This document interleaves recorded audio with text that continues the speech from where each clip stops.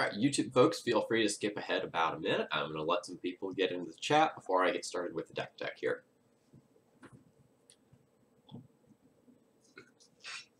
Excuse me.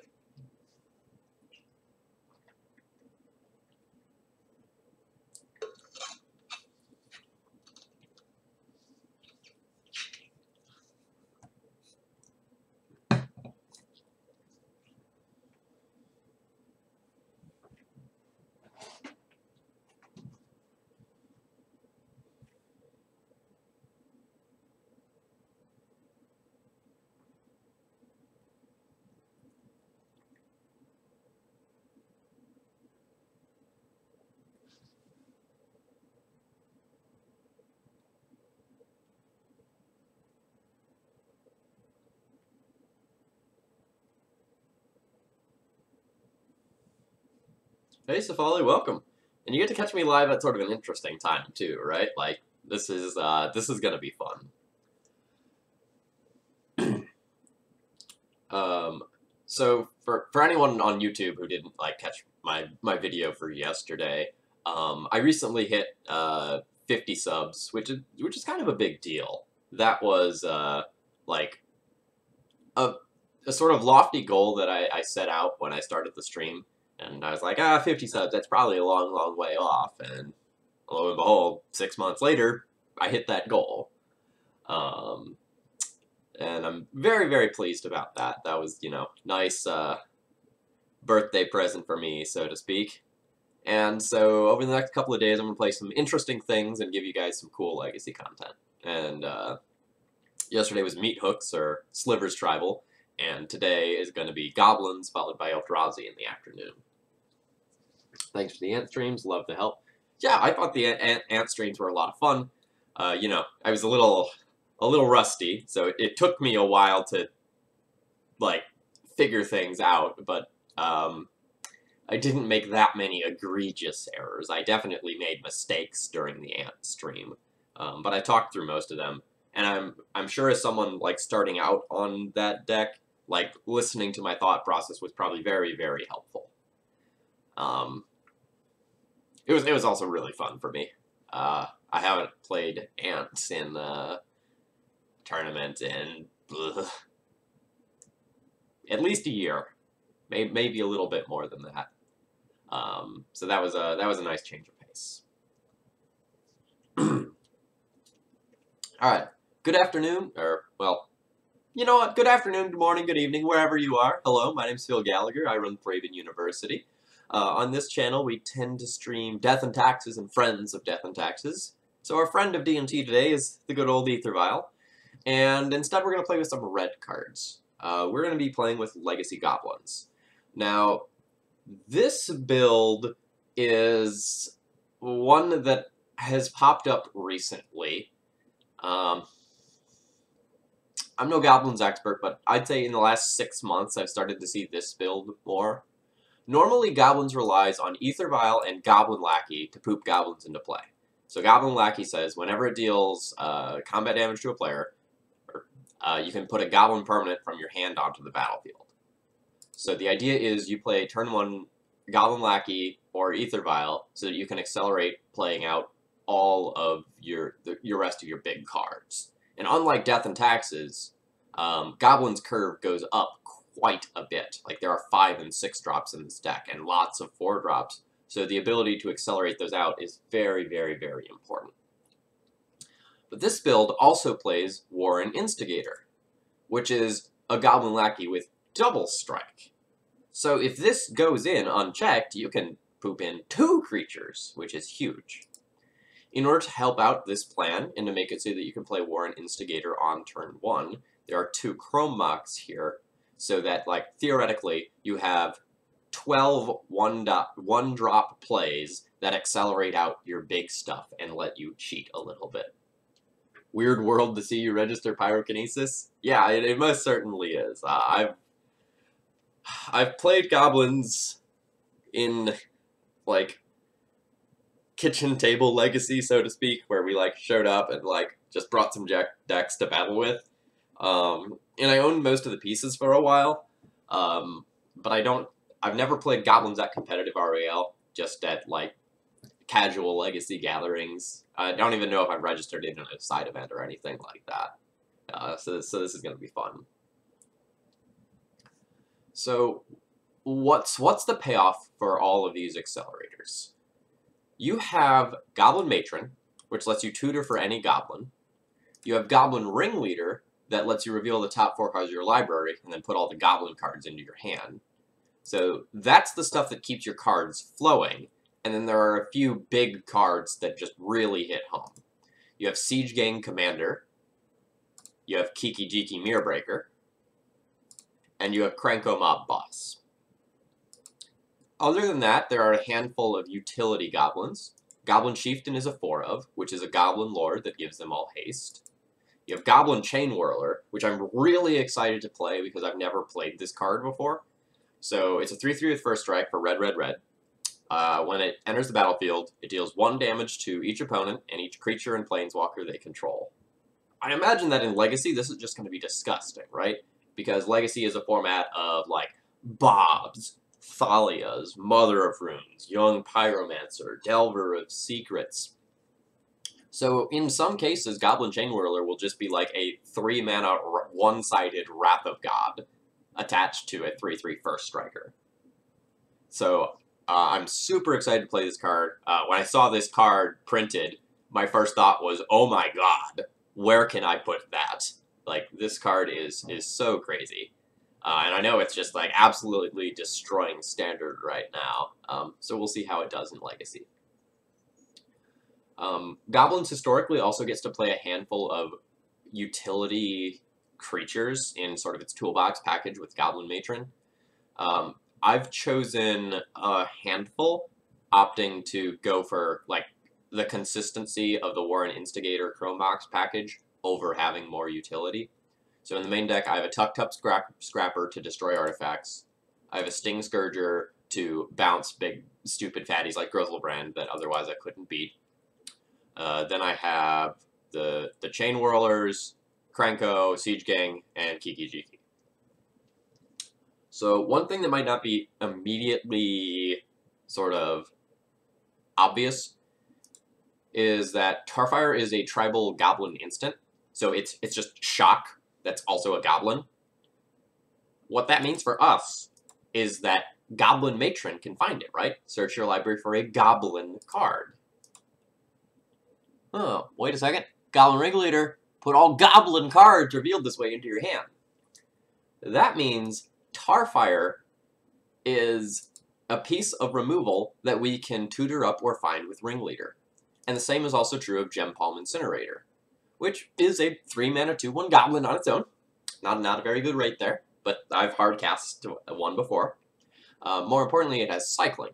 So when you cycle it, you can deal X damage to target creature, where X is the number of goblins on the battlefield. I've made a couple decisions about the mana base that are sort of interesting. So historically, Rashadenport and Wasteland were like 4-ofs in this deck. But now that I want to play this Goblin Chainwhirler that's red, red, red, and preferably I want to play it on turn 3, you probably need to, like, go down a port or 2 in order to make the mana work. So the list that I had someone sent me, Goblin Lackey sent me a couple of lists, and I sort of made small changes from there. And he suggested dropping 1 Rashadenport for the 4th Cavern of Souls, which I really liked. And this deck also runs a Pendelhaven. So, Pendelhaven says, target 1/1 creature gets +1/+2 until end of turn. Well, why does that matter? Goblin Lackey and Warren Instigators are 1/1s, as are your Goblin Matrons and your random Goblin tokens that you can create with Krenko or Siege Gang Commander. So, this means that if you have Pendelhaven, Deathrite Shaman doesn't just get to, like, block your Warren Instigator or Goblin Lackey and just kill them. And that's so, so, so important for this deck. I don't think it's important enough that I want to play more than 1 Pendelhaven because they're legendary. But I think it's really good tech. I hope you play against Elves and resolve a Chainwhirler. Yeah, that would make me very, very happy, yes. Alright, so let's talk about the sideboard. There aren't that many goblins in the sideboard. I have additional copies of Sting Scourger and Tuk Tuk Scrapper just because their utility is really useful, and in the matchups where you want those effects, you really want them. I have one other random goblin to find, and that's a Goblin Sharpshooter. It's just so good in like the fair creature matchups where the board is going to get clogged up, especially if you have a piece of removal, where it's like ping your guy, remove a different guy, untap this, ping that guy again, oh it died, and you just like continue on the murder train. Other than that, I have hate for very specific things, right? I have 5 cards up here for sort of like the Storm and combo type matchups. I have 2 big pieces of removal here. For anyone not familiar with Sudden Demise, it's kind of like a one-sided Rolling Earthquake. That might not be the right card. Yeah, Rolling Earthquake I think does damage to players too. It's essentially choose a color, Sudden Demise does X damage to each creature of the chosen color. So you pick a color other than red, and you watch all your opponent's stuff die. Super neat. Very devastating for a matchup like Elves or D&T. And even still fine against things like Delver, and maybe even Checkpile, right? Oh, I name black. Oh, all your guys are black. Boop, they're dead. Then you have Surgical Extraction for your graveyard and combo matchups, as well as Blood Moon for some free wins against the greedy decks of the format. Yeah, right? Safali, that Sudden Demise is great. If Red-White D&T wasn't playing so many copies of Cavern of Souls, that's the sort of card that absolutely would get shoved in there. It's just really, really hard on the mana.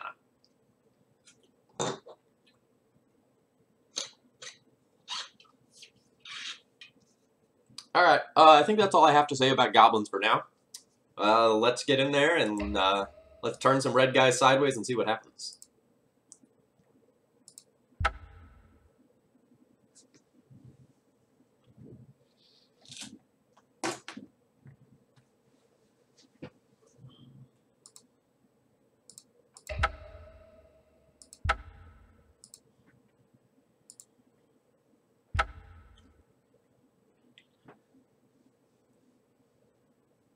Maybe today will be the day I 5-0. I've had such a huge streak of like 4-1s, and I'm happy about that. But this trophy count hasn't ticked up in a while. It's very sad. The 4-1 yesterday with meat hooks felt pretty good.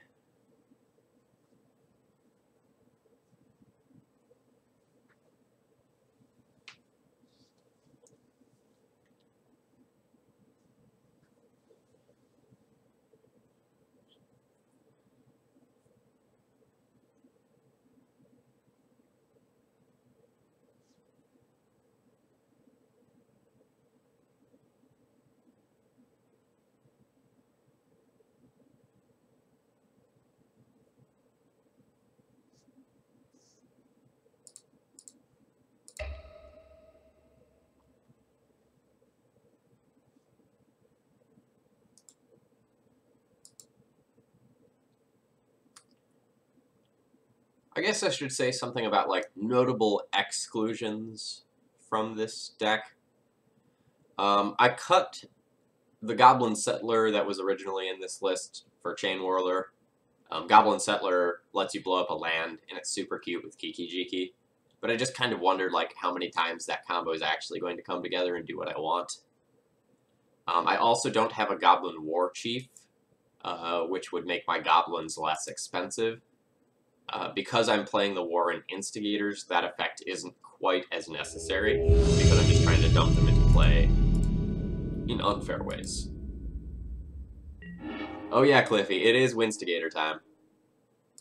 I'm quite excited for that.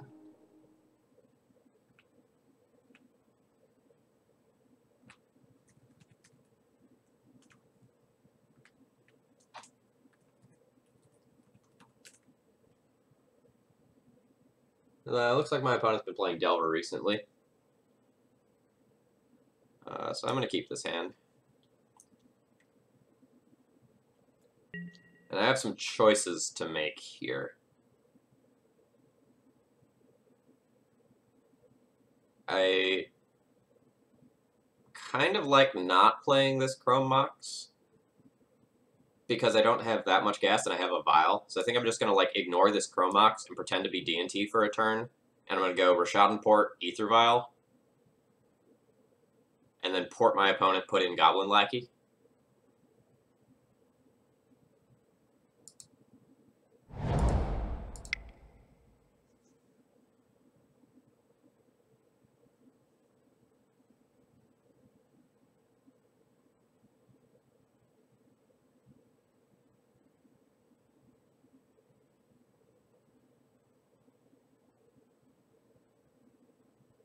Yeah, Cliffy, I can believe that Settler is good in some of my bad matchups. Force pitch Jace, alright. Maybe not Delver.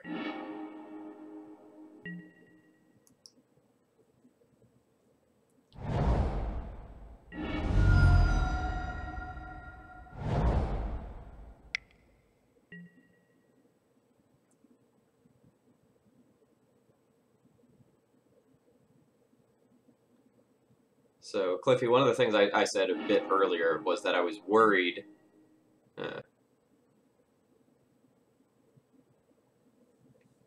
Now is it worth it to Chromox? If I'm playing against Miracles, I don't really want to throw a card away, but I don't have double red anyway, and that's something I would need. I think I'm going to start out by playing Goblin Lackey.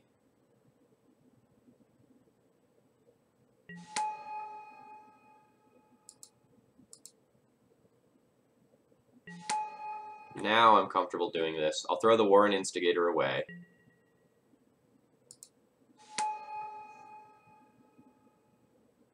And then I'll pass the turn and port my opponent.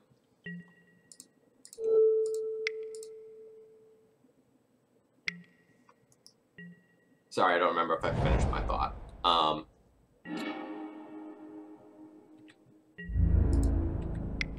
Natural Source of Plowshares? Natural Source of Plowshares.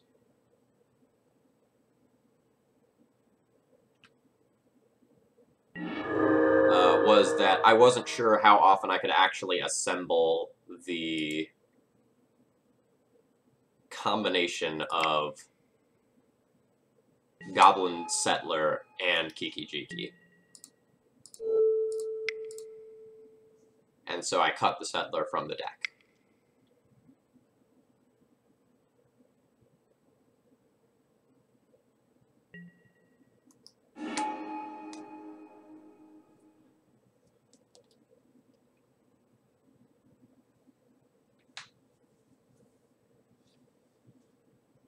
Ooh, Snapcaster Mage targeting Ponder.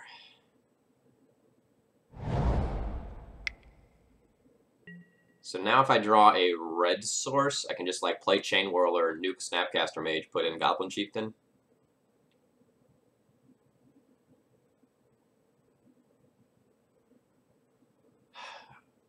Well, so speaking from my experience on the D&T side, Cliffy, like Vial is the best card in D&T by a lot, and D&T functions so much better if it has Vial.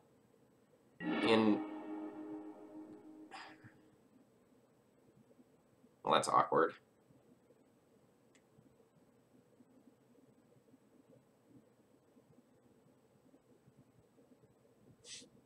I could Sting Scourger a Snapcaster Mage and let them source the Plowshares again. That doesn't seem good.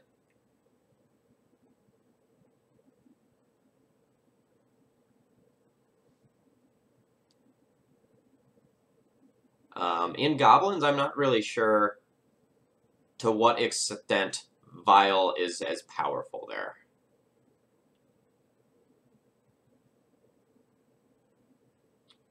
Like, you have so many other ways to just cheat idiots into play.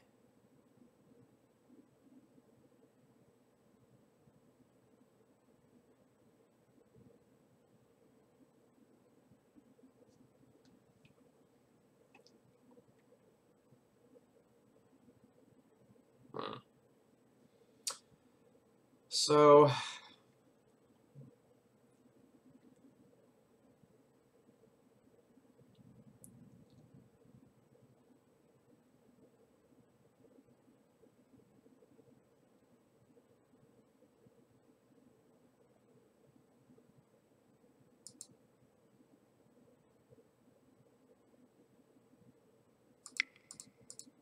going to operate under the assumption that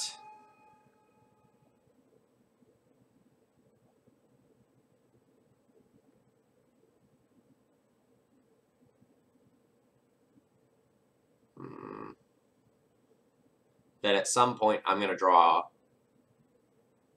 the red source I need for this Chainwhirler, and I'll get the Snapcaster off the board. But it's also possible I should just shove here. Like, shove in with both of these, my opponent will block the Lackey, I'll hit him for 2. And then if I draw a red source, I can just play Chainwhirler.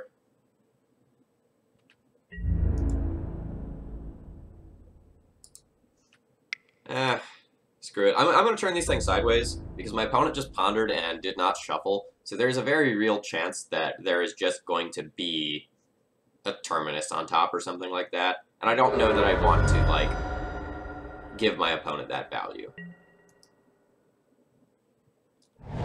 Yeah, so Cliffy,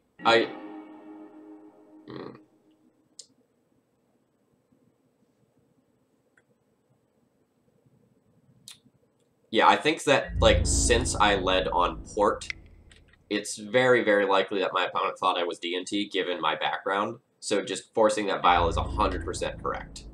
Like, we know that is not actually the truth, given the rest of the hand. But they don't.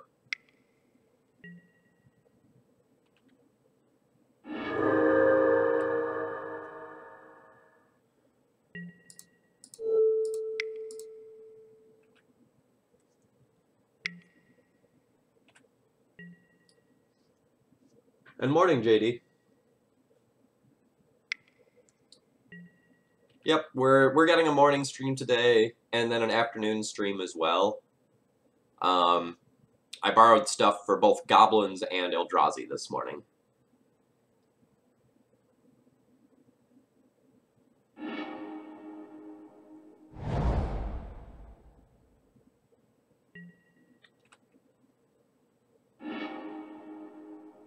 That is a very good draw.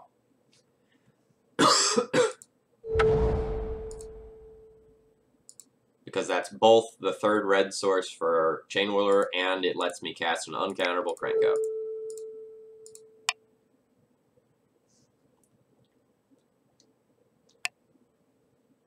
This is one of those answer this now, or it gets real out of control cards. Safali, Card Hoarder, gave me a loan account. So I have a $500 loan account through them, so that means that I can borrow up to $500 worth of Magic cards from them at the same time. They are an awesome sponsor. They've been very, very good to me.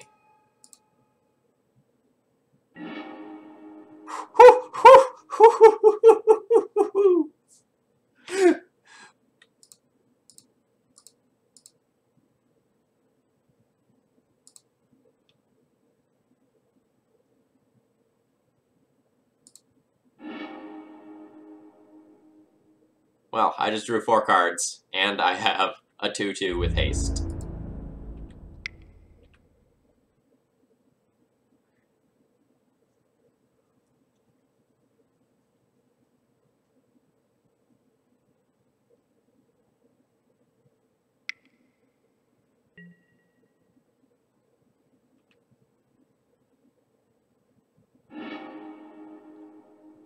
Boo!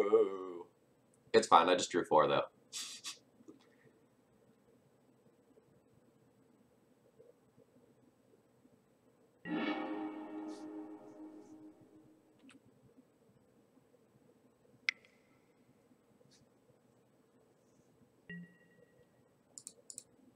"100% making Goblins. You can't stop me."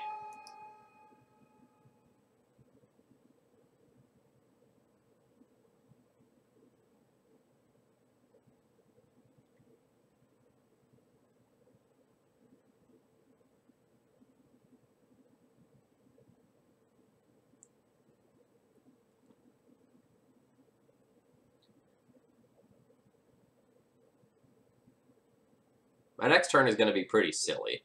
I'm going to get to play Goblin Chieftain, uncounterable, counterable Goblin Lackey, swinging with both. Goblin Lackey, put in another card.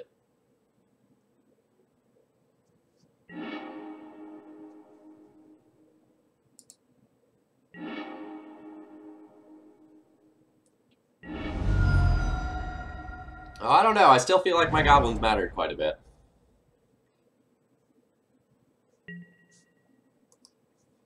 Like the draw 4 I got off of that ringleader was absurd. That's decent.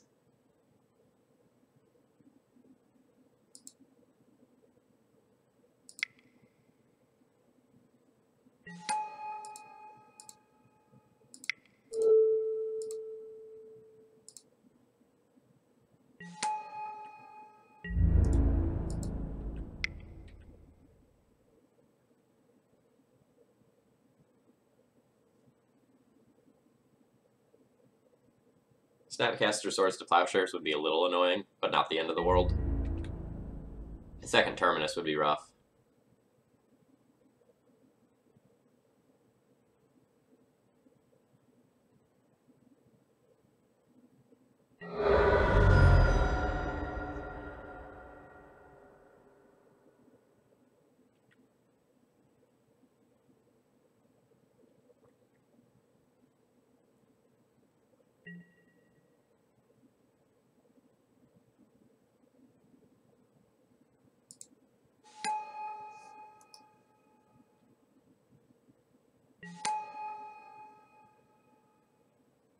Alright, so Terminus or Verdict or Die.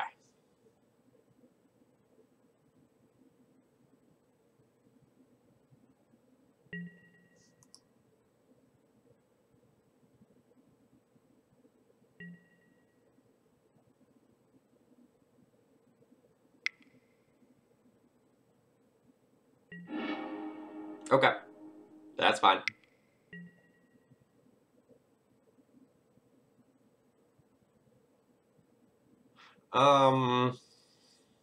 I understand the argument for wanting to cut Batterskull once Brightling is in the deck, but I don't know if that's something that's actually feasible to do.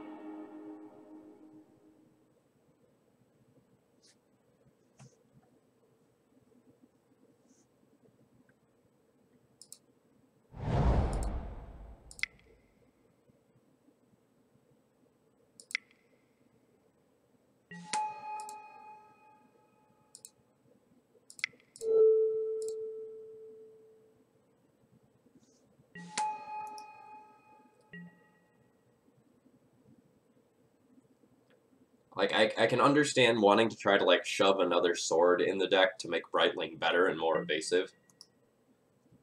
I just am unsure whether or not that's just realistic.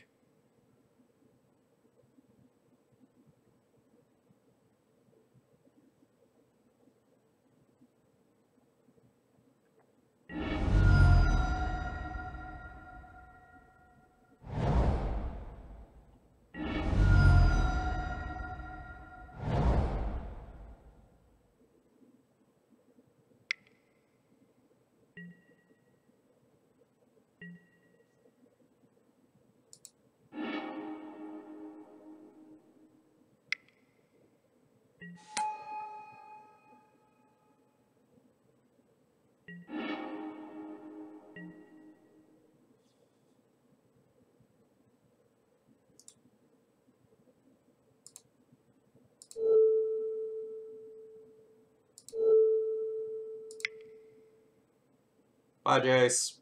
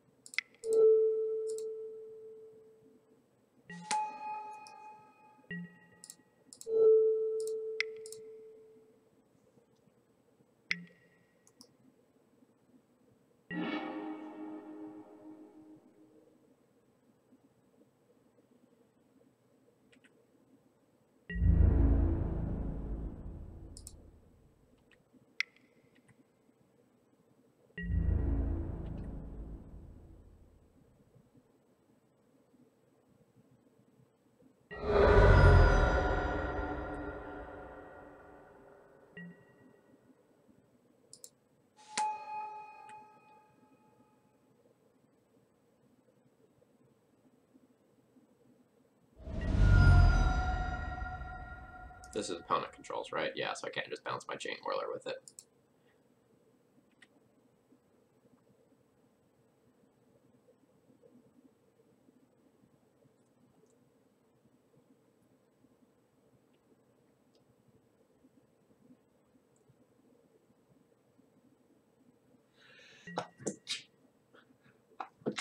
Excuse me. I'm gonna go no for that one. And I'm just gonna hold my land, make it look like I have more goblins that I'm sandbagging.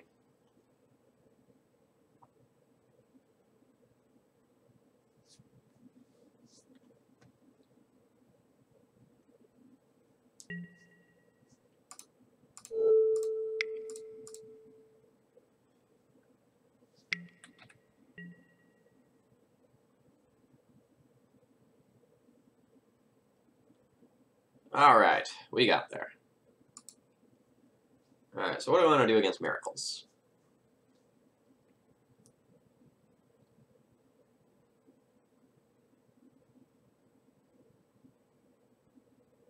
I'm not bored much, honestly. I feel like most of my main deck is pretty well suited to fighting them. Like, Tuk Tuk Scrapper's bad. Chrome Mox is probably bad. Just like, the card advantage isn't somewhere I need to be when I can drag the game on for that long. I don't hate Tarfire just to kill random Snapcaster mages that would clog the board, or, like, pick off a Mentor, or kill a Jace.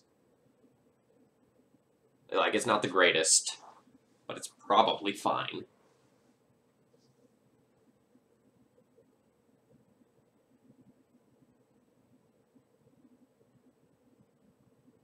Oh, sorry, I missed that question. Let me finish sideboarding, and then I'll get to the couple of questions that are in chat here.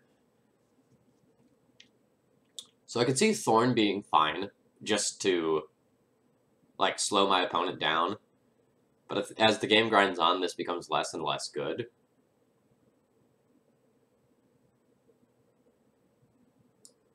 So I probably want to board out these 3 cards and maybe the Pyrokinesis. What can I board in? It looks like it's just 4 Thorns.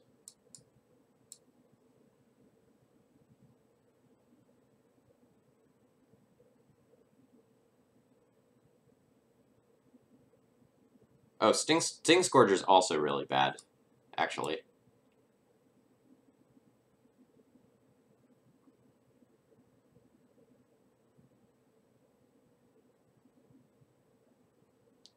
So I'll board in 4 Thorns, and I can either bring in Sudden Demise to help clear the board of stupid tokens, or I can keep the Pyrokinesis. The Pyrokinesis can go to Jace, so that's probably better. I'll submit this. So SK Taxi, I'm playing this as a reward stream for hitting 50 subs. So I'll be playing this afternoon, Eldrazi this evening. Or, sorry, I'm playing this morning, Eldrazi this afternoon. And then, more generally speaking, I tend to play Death and Taxes on this channel. Yes, Miracles is a good matchup for Goblins. And SK Taxi, I am based out of Roanoke, Virginia.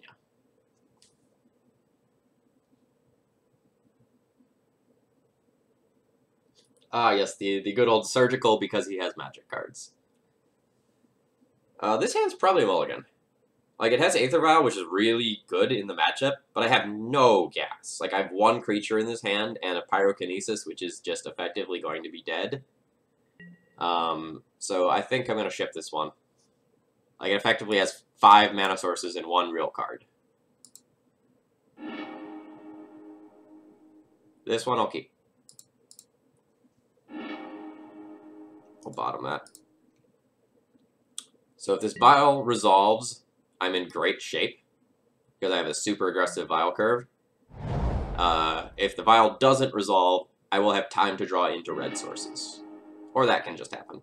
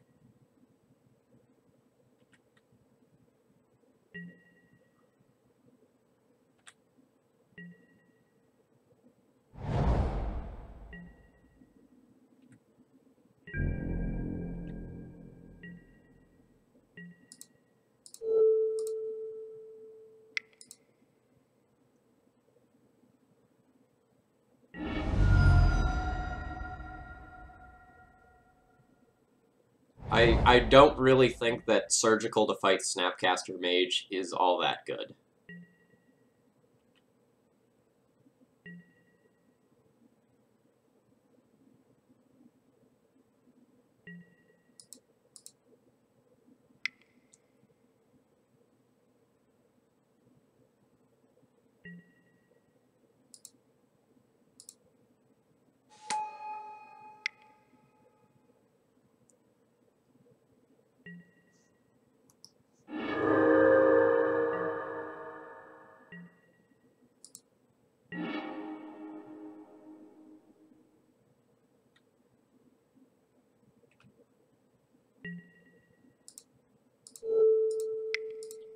And this is why I went for the Flooded Strand the last turn, so I could tap down the only, like, natural thing that could fetch out planes that they had.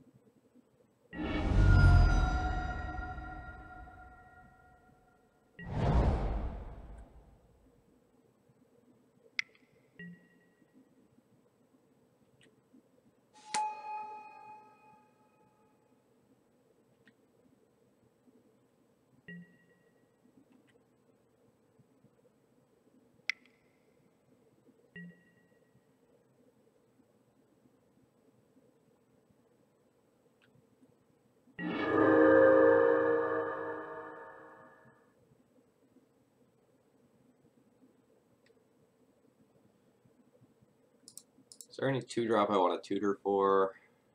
Not really. I think I'm just gonna, like, port them, end of turn, put in a Chainwhirler, kill the Snapcaster Mage.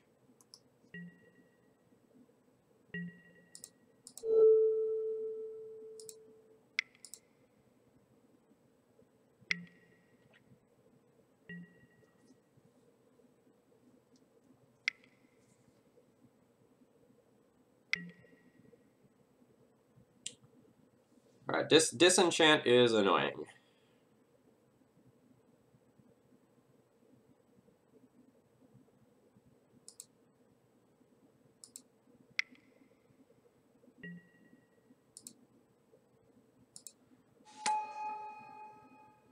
I'm gonna put in Chainwhirler just because it's really hard to cast red right now.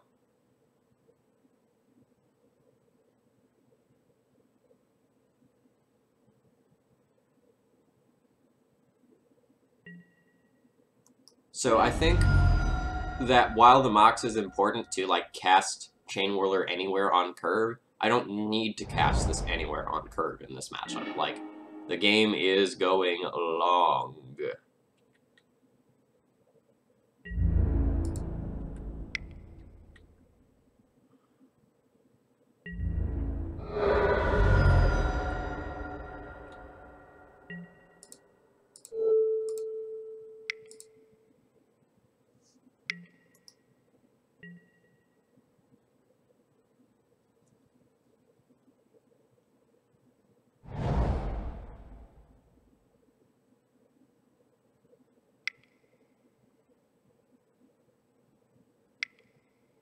Five mana.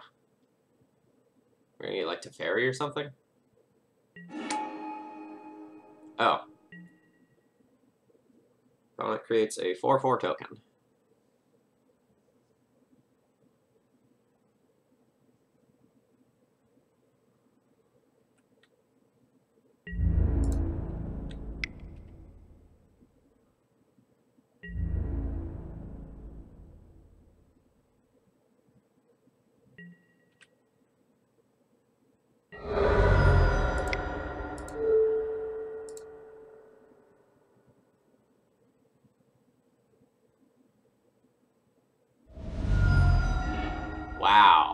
Force pitching Snapcaster Mage.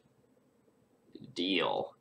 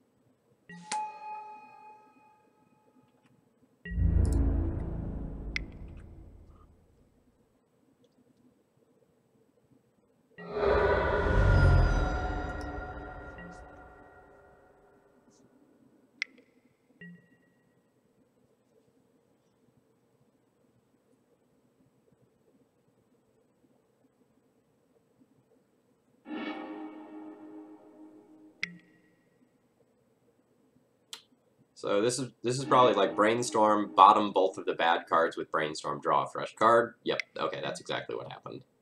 Ponder, just dig, dig, dig, dig, dig.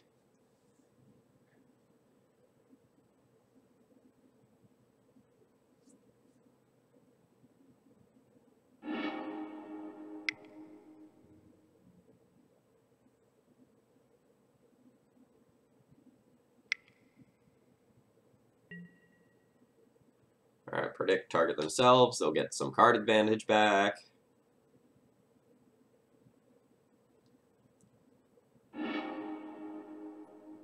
Alright, they get rid of a Plains.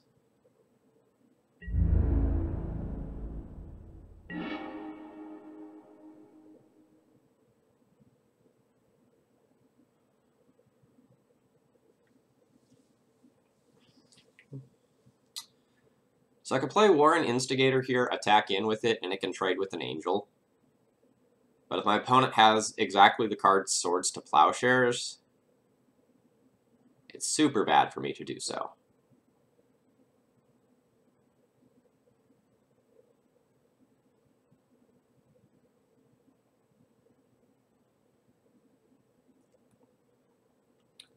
I think I want to just... There's a real temptation to just, like, slow this down a little bit and play my Thorn. And then I might put myself into a situation where I don't get a blowout on the following turn.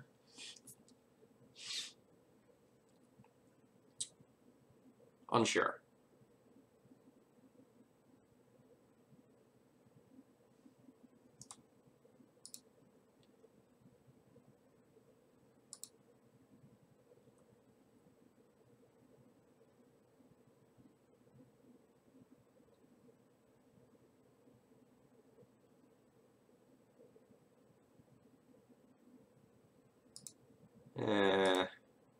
Screw it, I'm going for it.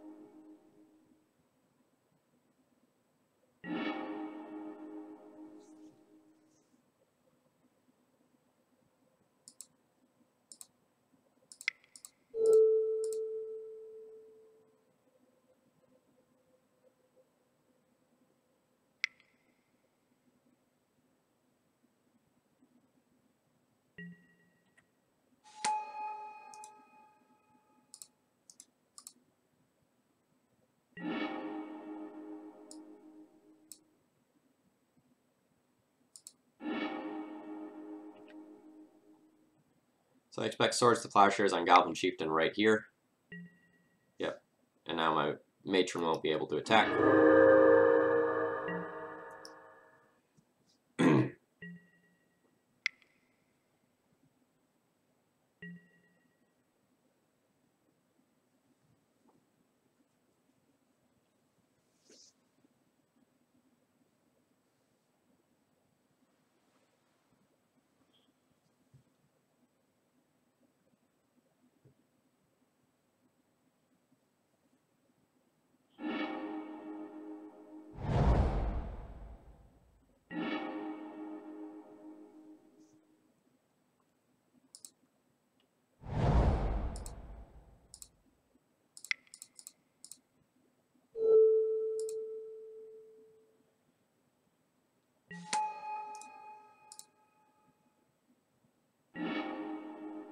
This is just a casual draw, too.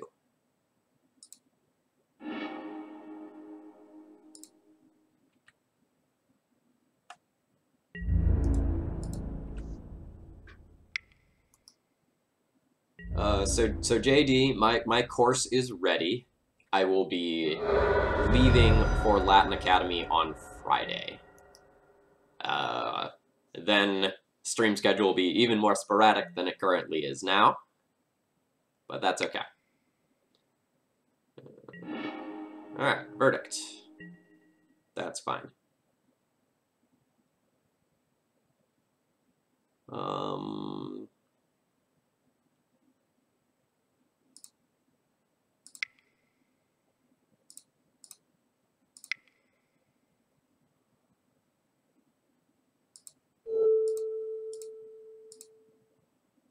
This whole, like, matron into ringleader shenanigans feels so good. Thought I said always yes to that.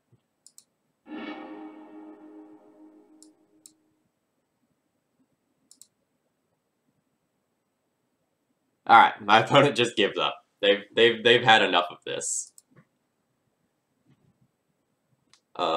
Yeah, so the Latin Academy stuff's going well. I'll be teaching spoken Latin. So I go down Friday, and we have Friday and Saturday to prep, and then the kids arrive on Sunday. So then I'll have 3 weeks from that Sunday for the program. So what? Sunday's the 24th. So 1 week is the 1st, 2 weeks is the 7th. Or sorry, this is the Sunday. Yeah, so I'll be back in Roanoke on the evening of the 15th. Okay, I'm going to take 30 seconds and grab a drink of water here, and then we'll go into the next round.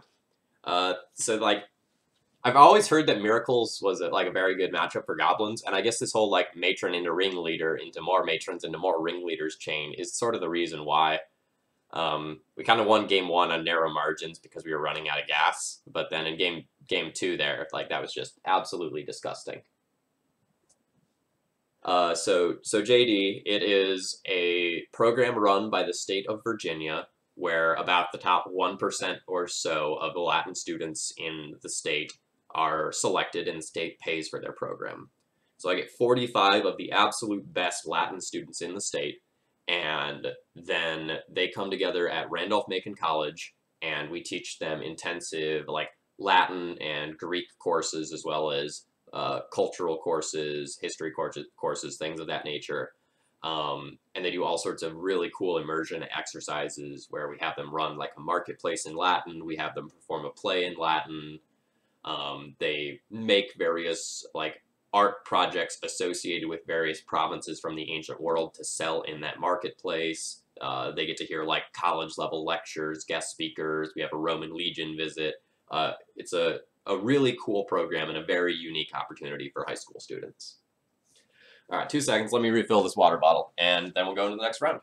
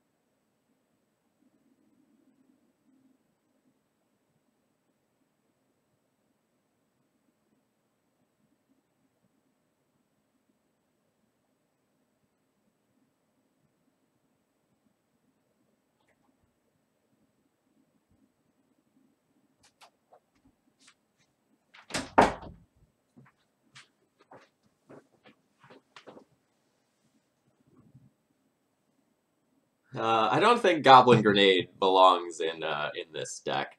I don't think we need to try to go that fast. Rather than being sort of a very aggro-y deck like the modern version is, this deck is more grindy. Like with Matron and Ringleader and top-end cards like Siege Gang Commander, Krenko, and Kiki Jiki, you're not looking to just like close out the game in the first 5 turns all of the time. I think it's very good in the modern version of the deck. I mean, like, as far as the standards of that modern version go, anyway. Where, like, you just get, like, hyper-aggressive with a bunch of things, like Legion Loyalist and whatnot, and then once the board gets stalled, like, Goblin Grenade you. That seems fun.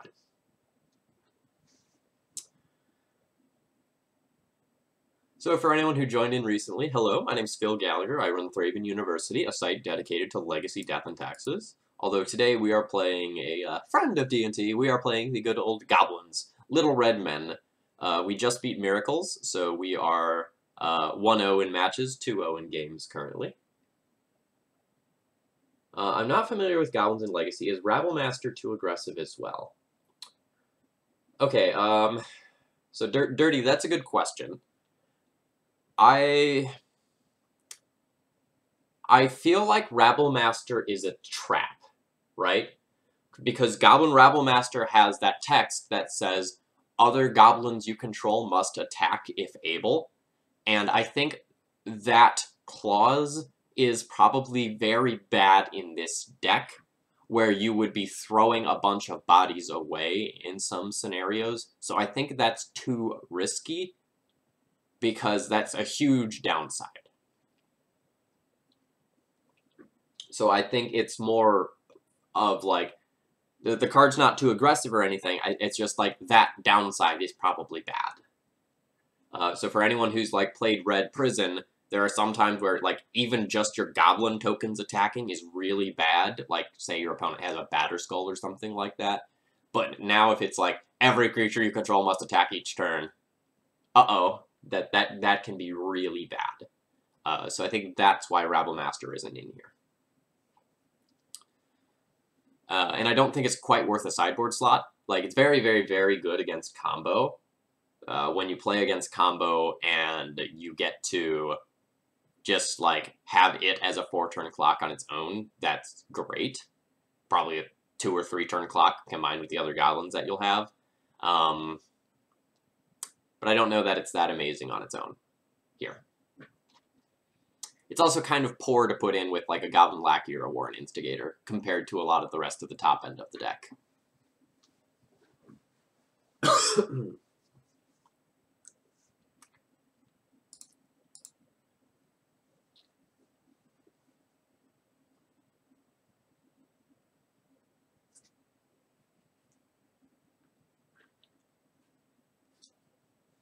Yeah, when you play a deck that can just, like, slot a couple of Rabblmasters in as an aggressive threat on its own, like, that text doesn't matter too much, but here, like, that can just be so devastating. Like, if your opponent has 2 or 3 creatures on board and then all your stuff has to attack, you know, they get to make the best blocks that they possibly can make and start whittling away at your board over the next few turns.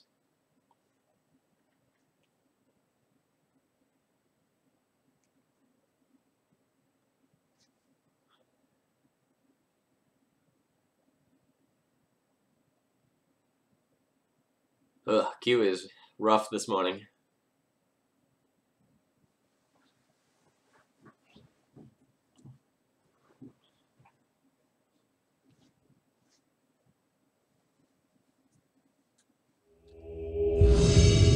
There we go.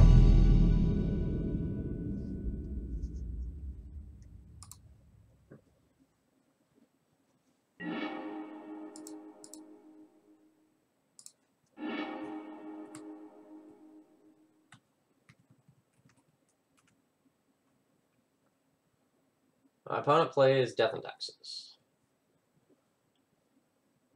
Am I keeping this hand?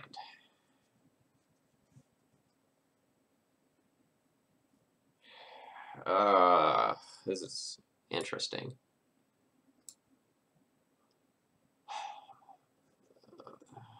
So I can go turn 1 Chrome Mox, pitch Tarfire, Warren, Instigator, and then have like hardly anything to put in. Or I can just go like turn 1 Cavern, Vial, pass.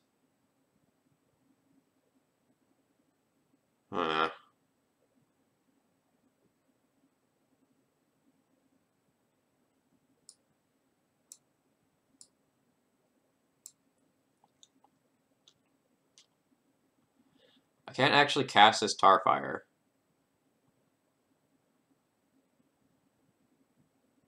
Unless I Chrome Mox something else. So that means my line would be turn 1 Warren Instigator. Turn 2 attack and put in Goblin Chieftain and hopefully something else. I think this is a mulligan.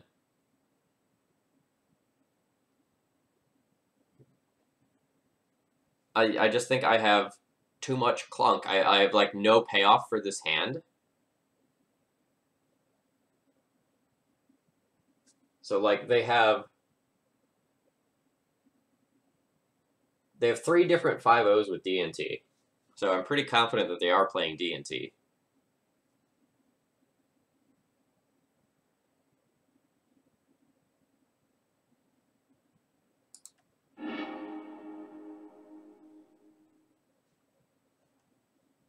Now, this hand's also bad. But I'll keep this one.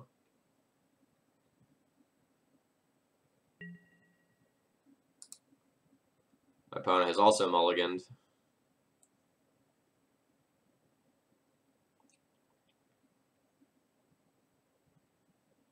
Ooh, my opponent mulliganed a second time. Vial will go on bottom.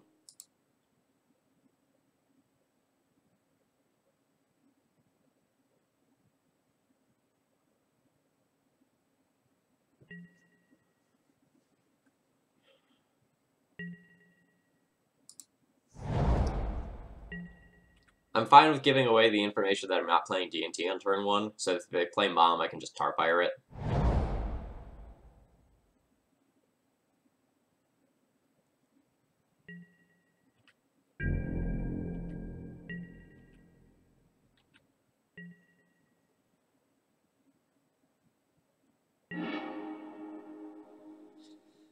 Oh, that's devastating.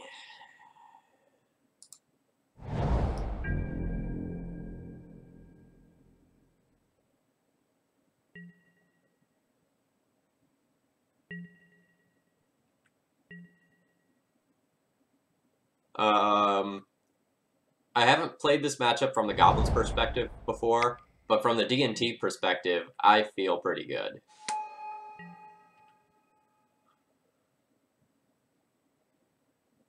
Like, I have the equipment. That matters a lot. Alright. Since they got the Batter Skull, I will Tarfire that away.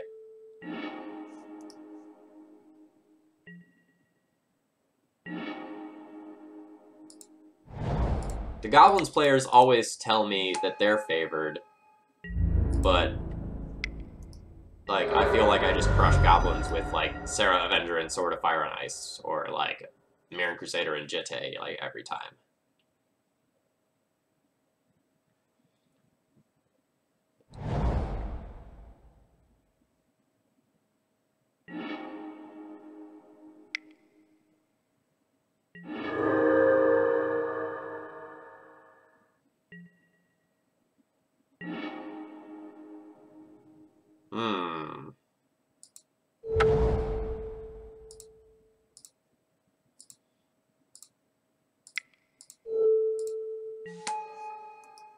I might be able to get out of control if this Warren Instigator connects and I put in Kiki Jiki.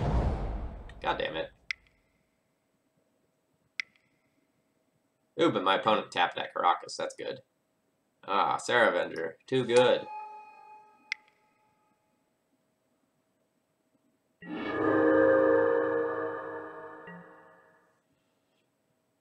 Ringleader. Matron's basically the same thing. Alright, so what am I matroning for?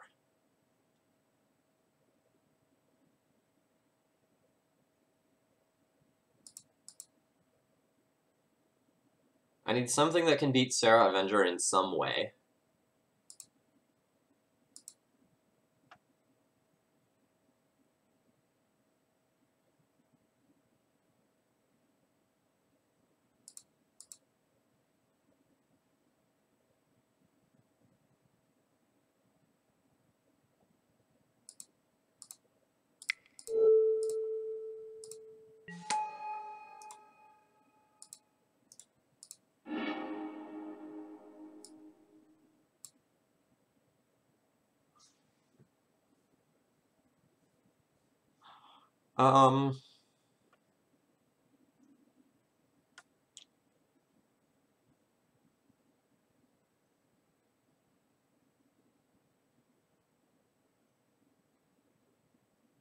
I can probably just get a Chainwhirler. Like, Chainwhirler beats Sarah Avenger in combat. I have red, red, red to cast it. It's either that or get Ringleader and kind of gamble on drawing a land, because I want to wasteland my opponent off of their Karakas. So I'll just get a Chainwhirler.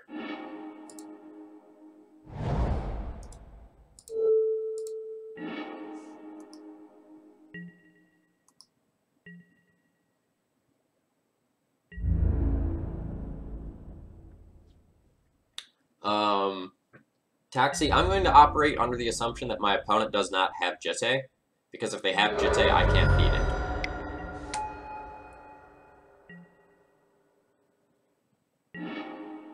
Like, I don't think I can just get, like, the Tuk-Tuk Scrapper blind there.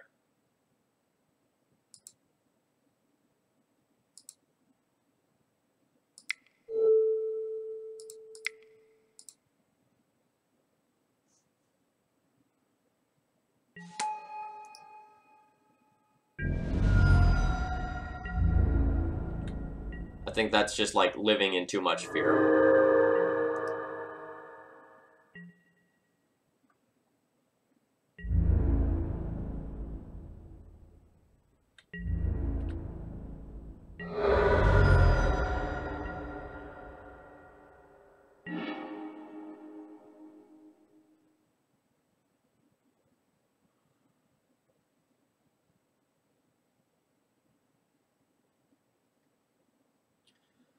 I just want to bounce this Avenger here to save 3 life and push 1 damage. That's probably fine.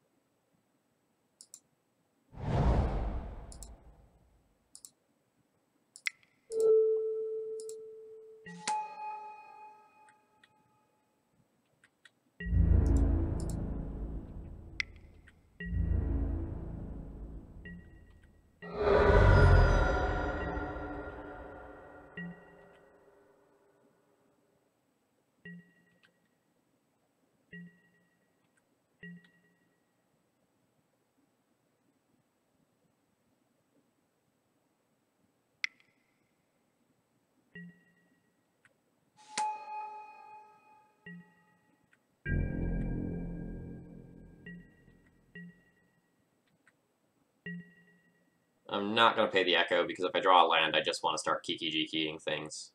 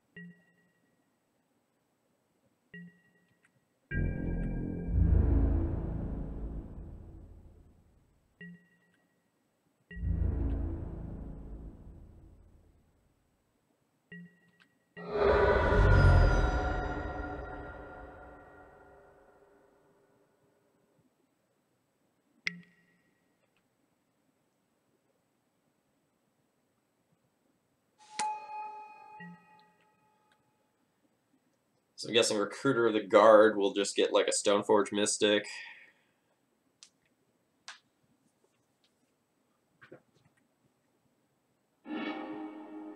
Phyrexian Revoker.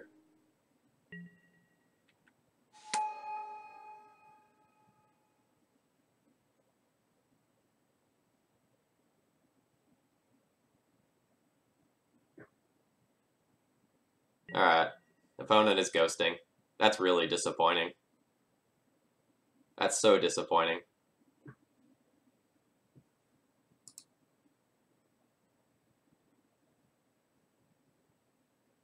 Right, I didn't just reveal that Kiki Jiki to something else. No, I didn't. That's so sad.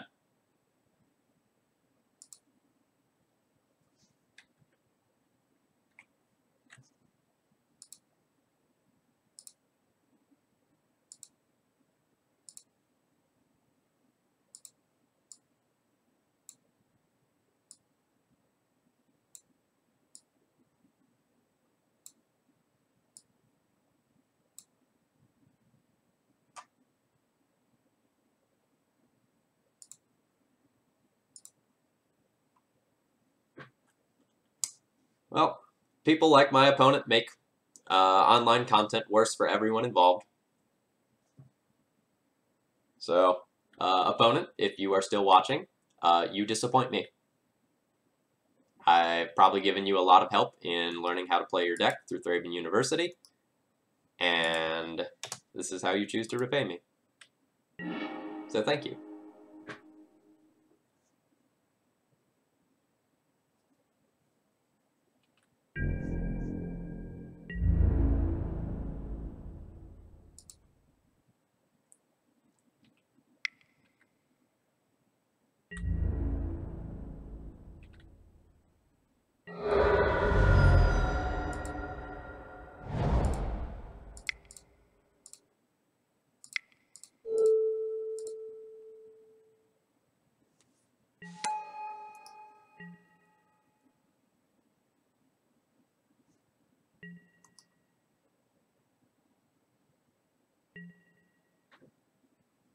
Yeah, they're watching my stream.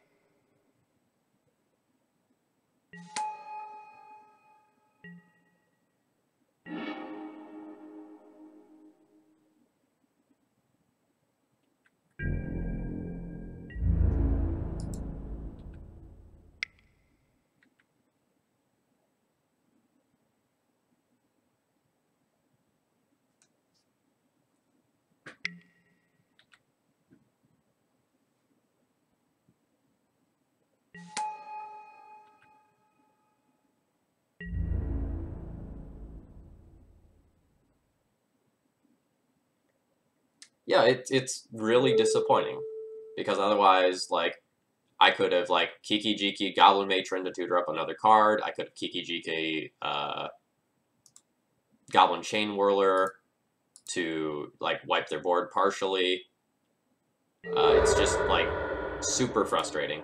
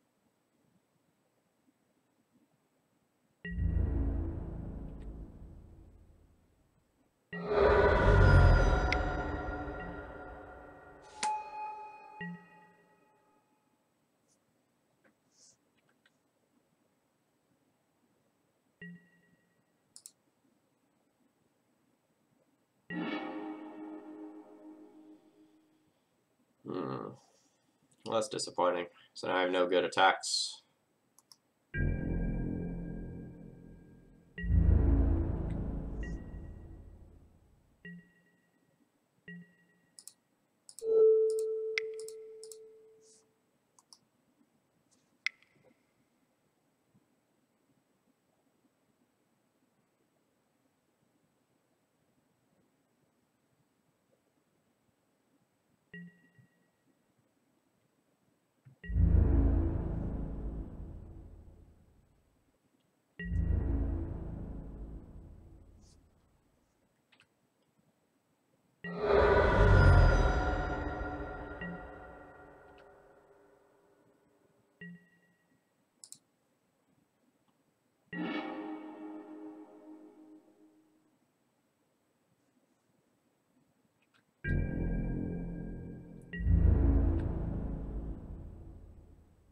So it's really disappointing because, like, now I can't really talk about a lot of my plays because they just, like, would inform my opponent about what to do. So my commentary and play is going to suck for a little while.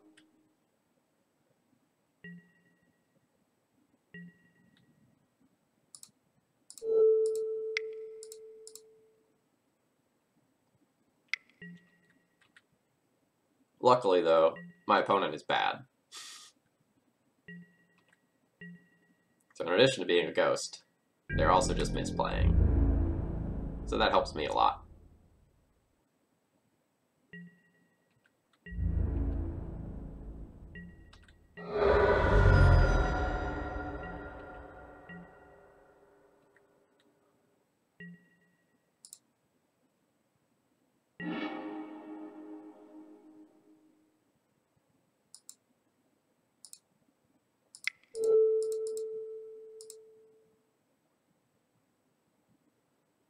They played Recruiter of the Guard and tutored for Phyrexian Revoker to name Kiki-Jiki, which was my only card in hand, on an empty board when they had Batterskull in hand.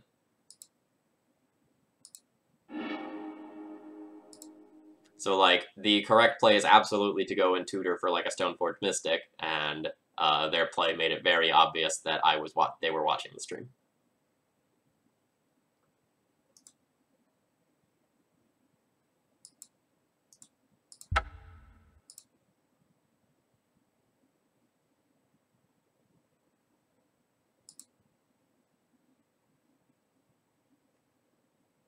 So now opponent gets to see how I sideboard.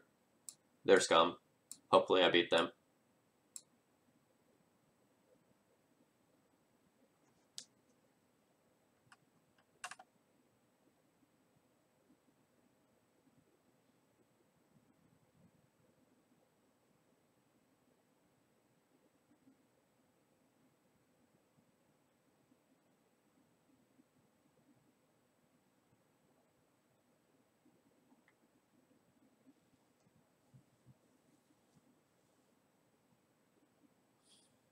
I don't exactly know what's bad here.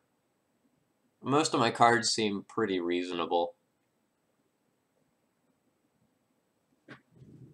Like, there's some world where I'm supposed to cut the legendary cards because they're bad against Karakas, but without Karakas, those cards are just, like, so powerful that it's probably fine.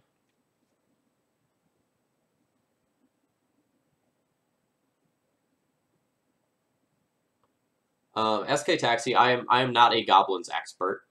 I've liked what I have seen out of this version. That's what I'm comfortable saying.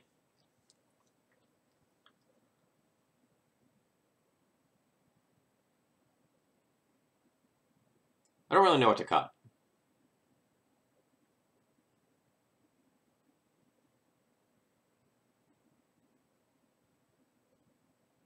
I know I want these 4 cards, but I don't know what's supposed to go.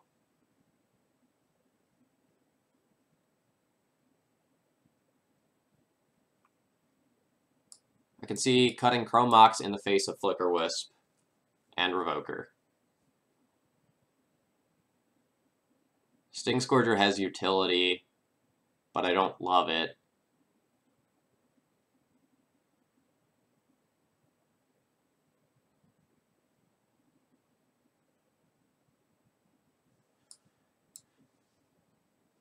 Kiki's probably slow.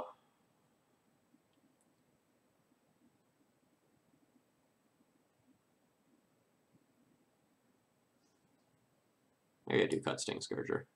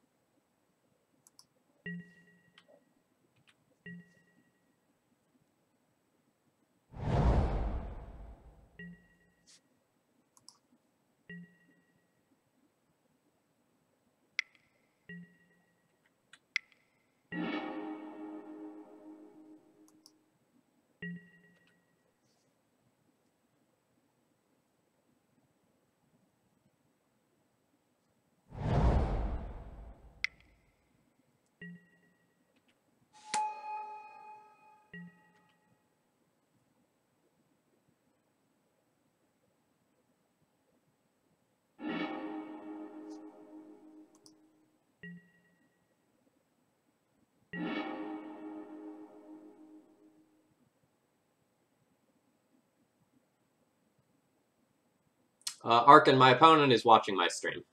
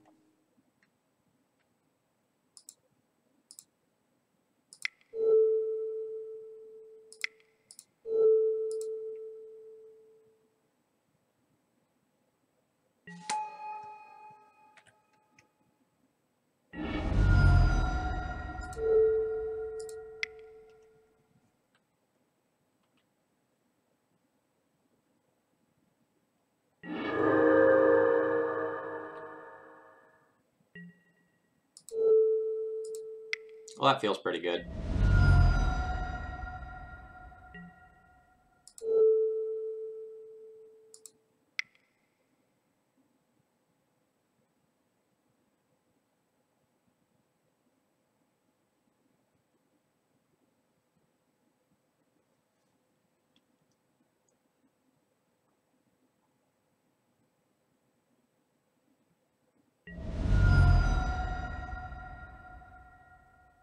Pew pew pew indeed. And see, I wish I could have talked to you all about, like, the setup that I was doing for that, but nope. Can't.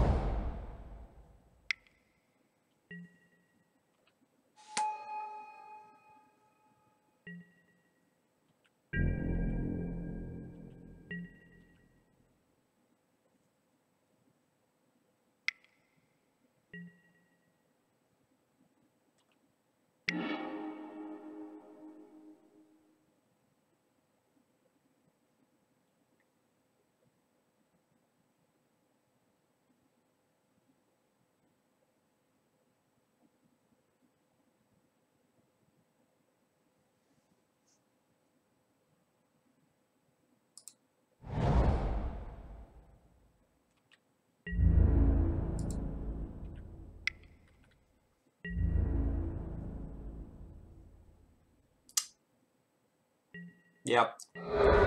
Chainwhirler has seemed okay. That's for sure.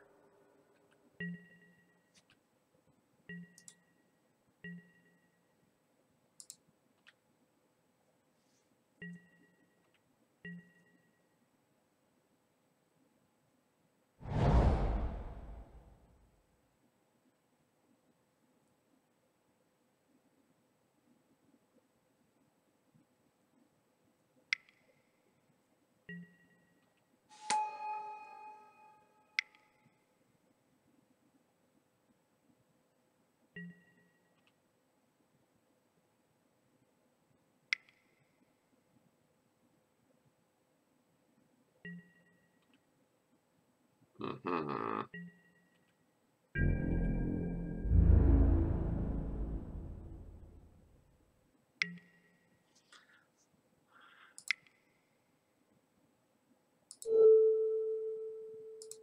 love it when bad opponents walk into, like, obvious removal.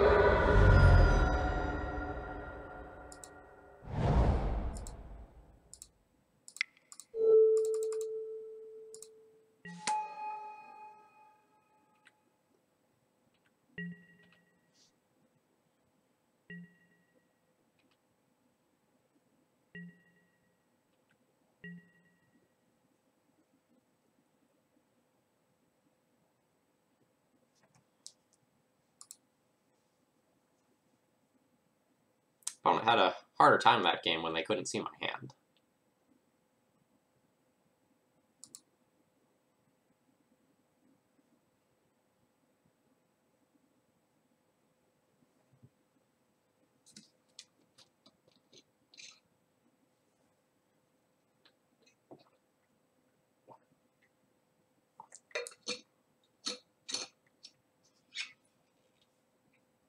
Opponent has made a lot of misplays since I stopped telling them about their misplays and telling them what to do. If opponent was not ghosting me, they could have watched the video later and gotten the explanation of why their plays were bad. Now they just have to live on and go like, oh god, what did I mess up?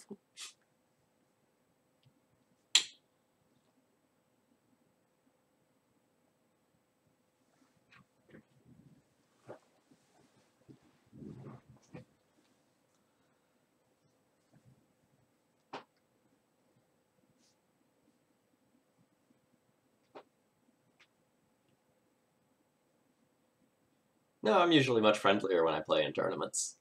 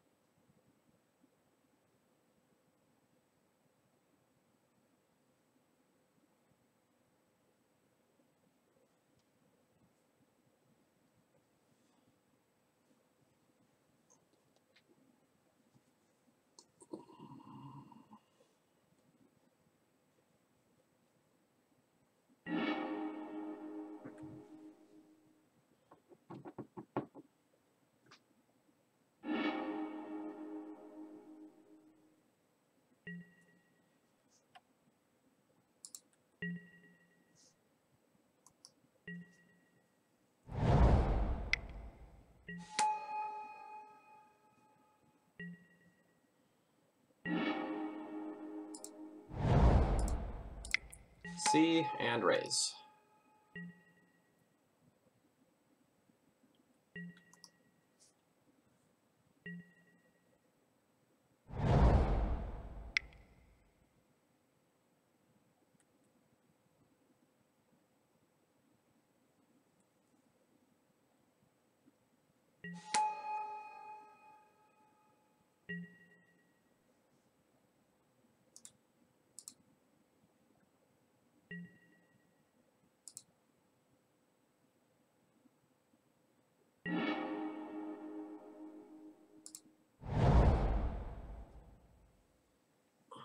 So now I just have to hope that my opponent doesn't have, like, Mother Runes. So they violin Mother Runes, equip Jitte, and I die. Otherwise I might be okay.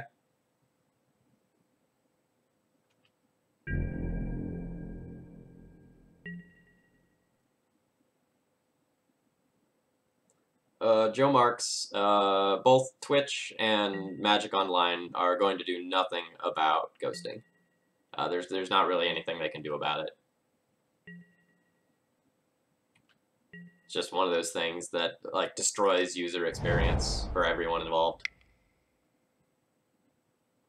But there's not a lot you can do about it.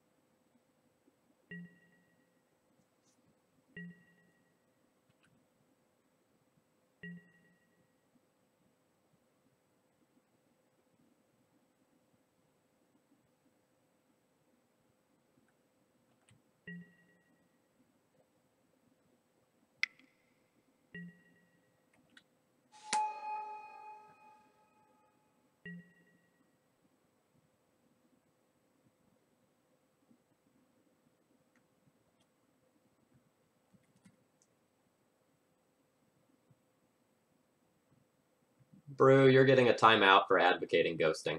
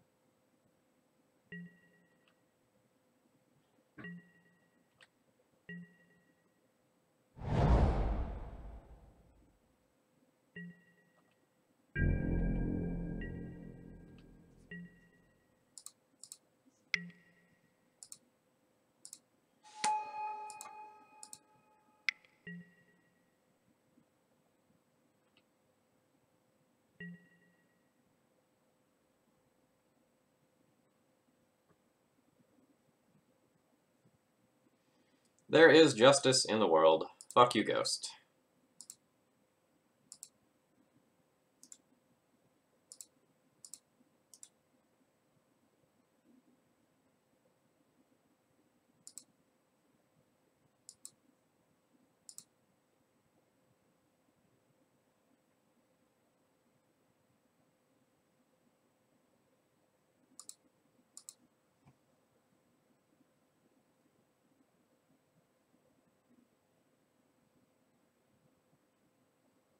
So JD, to talk about Latin Academy for just a moment more, um,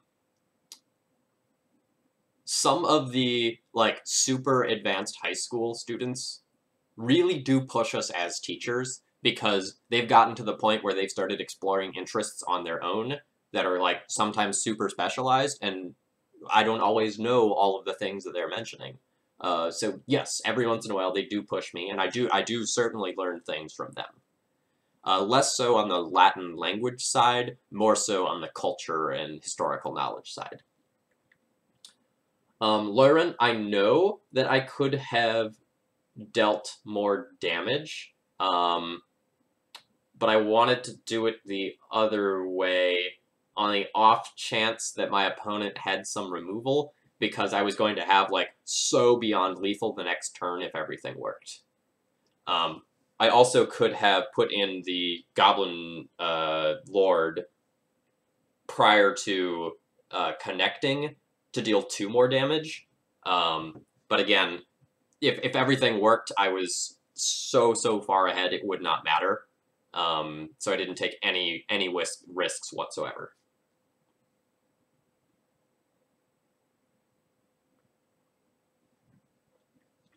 My opponent like definitely fucked up that game multiple ways, and game 1 as well. Game 1 they missed lethal a turn earlier, which was great for me. And they also should have been making extra attacks that they weren't making. That would have crushed me so much more and forced me to jump block. But that's neither here nor there. Don't need to get into specifics.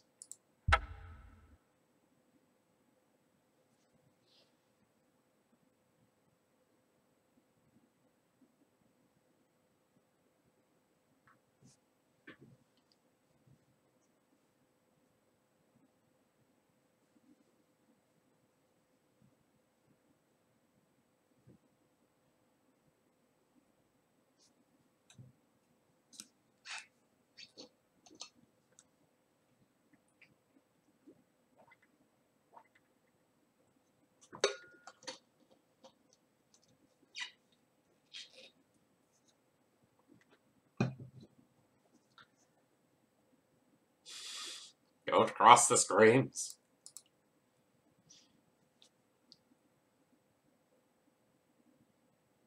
Yeah, I agree, the Hackbird.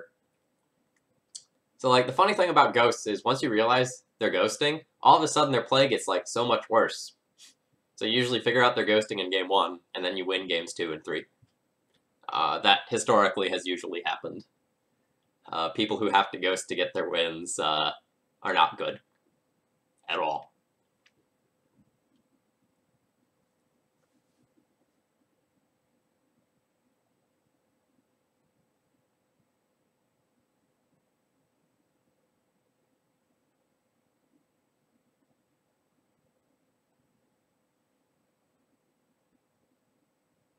And like it's so ruining for viewer experience, right? Like getting to watch Kiki Jiki do cool things is like one of the reasons why you want to play this deck, right? And my opponent ruined that for me and for you all. And for all the folks who watch on YouTube later. Womp womp.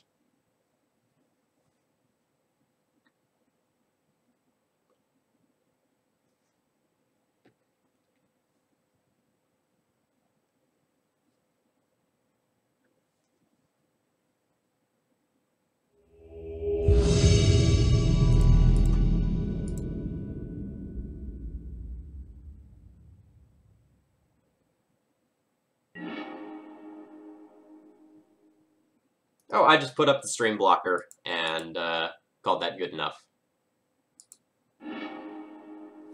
This hand looks great.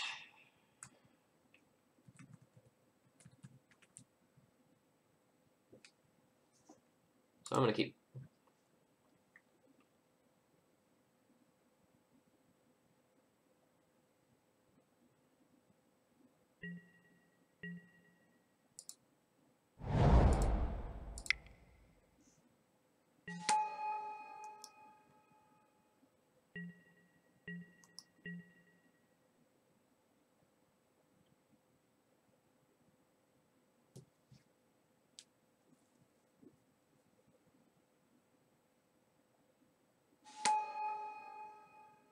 Ooh, we're playing against the Steel Stompy deck.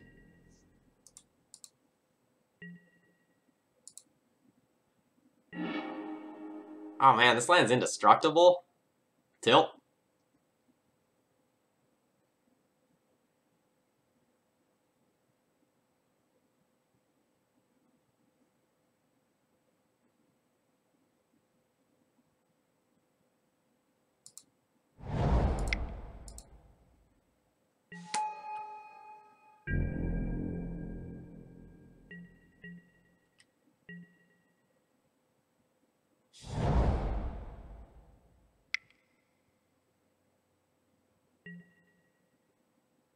Hanger back walker for X equals 1.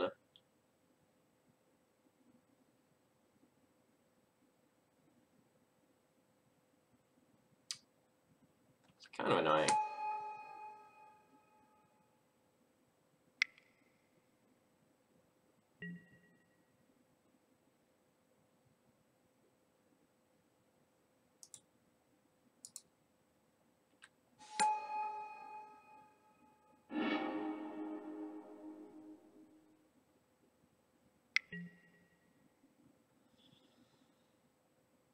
Huh.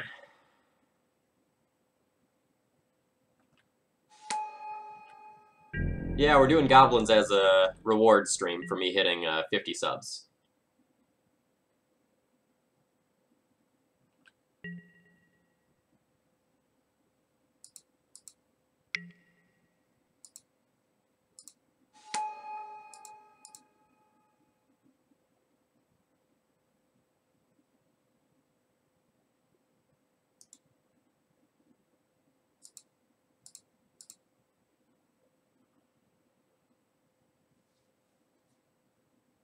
Huh.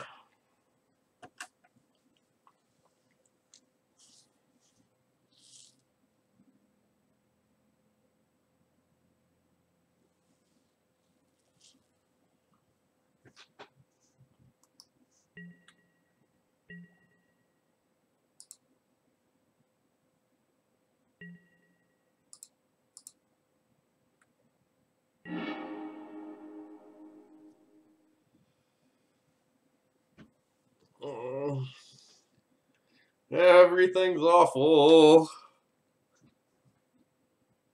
Because GT is a really good magic card.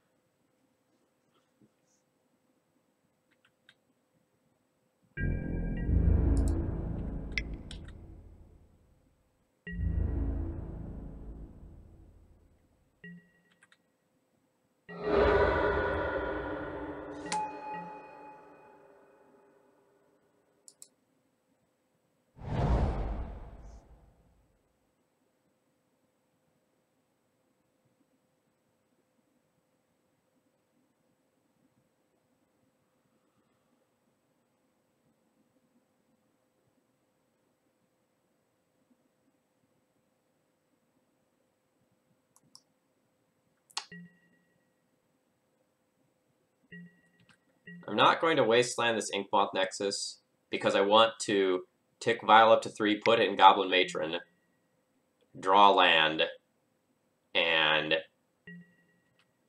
get rid of that Jitte.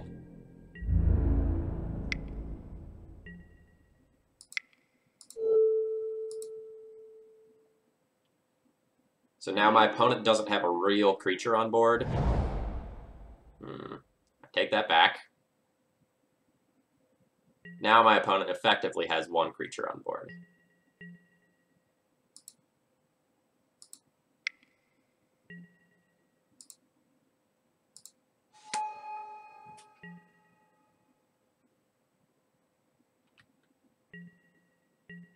Goblin Town is an interesting place. I'm enjoying it.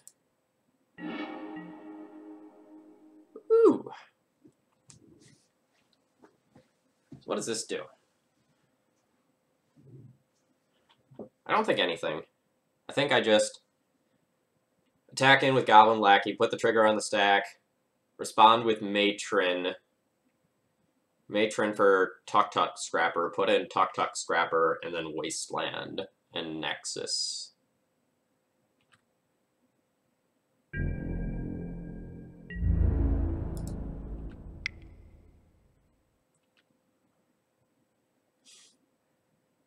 I mean, if you're playing EDH with Thalia, Loverboy, don't you just hate everyone else instead?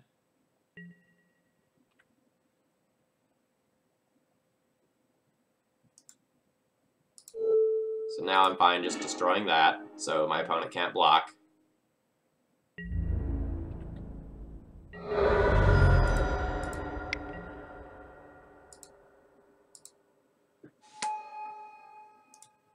Always yes to that, always yield to that. Tuck, scrapper. Go, buddy, go! You hate yourself, so you play Stasis. That's fair.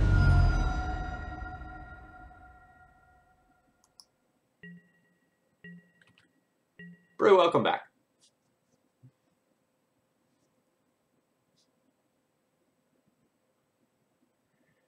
Red Panda, that was bad. I tried out Goblins, it was fun, but it seemed lacking. Oh, come on! What? Alright.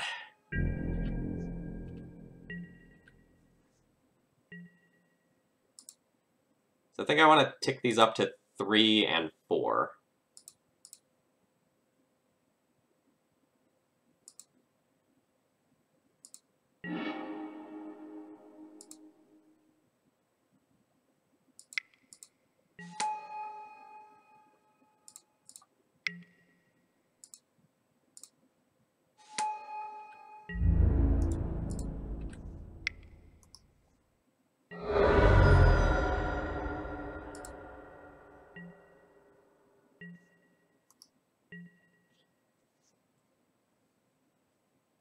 Woo!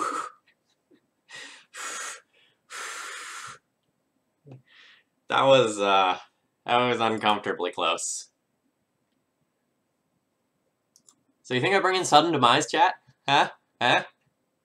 Don't think I bring in Sudden Demise. Alright. Pyrokinesis, Tuck, Scrapper, Goblin Sharpshooter. Those all seem good. Sting Scourger's okay. Blood Moon can do things.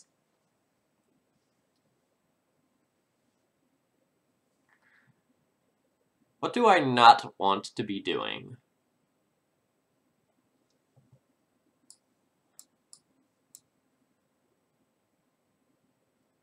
I think most of my cards are, like, kind of good.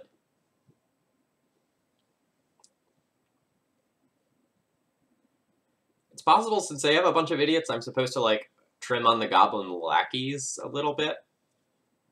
But they're so good if they get through. But the board is probably going to get clogged very quickly. So cards like Krenko and Kiki Jiki and Siege Gang are probably going to be gas.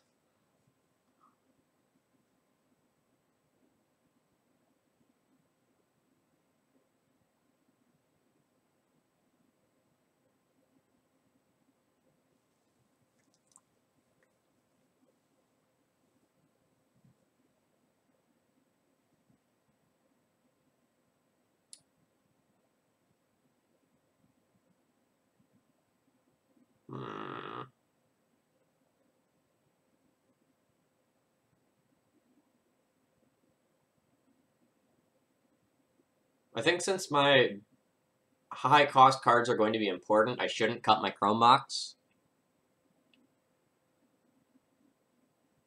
Maybe Instigator slow. So maybe these guys are the cut. Because I like most of the rest of this stuff better.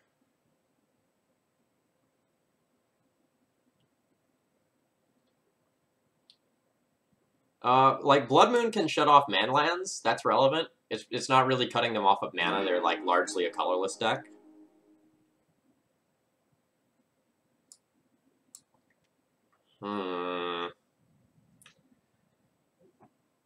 Chat, what do you think about this hand? I have a Tarfire for their first creature. And I have Goblin Chieftain into Krenko if I hit 2 lands in 3 draws. That is a really good game plan against this deck. Is just like Krenko, create infinite idiots. Like I get to go Tarfire you and then Hort you. Is this crazy to keep?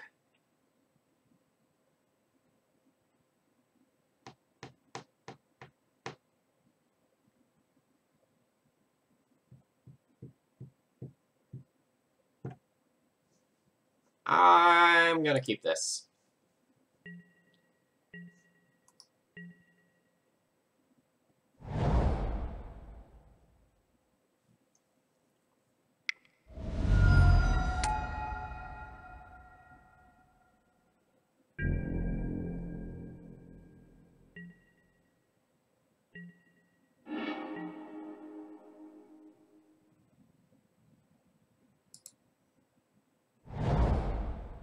My name is Riley and Peyton. Well, then you have a singular subject and then two predicate nominatives. So I don't know that's actually true.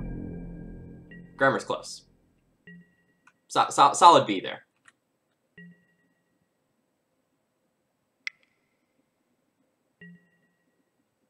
Oh, no.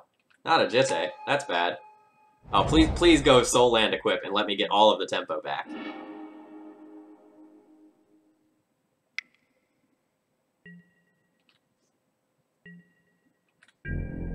But Riley and Peyton, seriously, hello, thanks for tuning in. I hope you enjoy seeing what I do in my free time.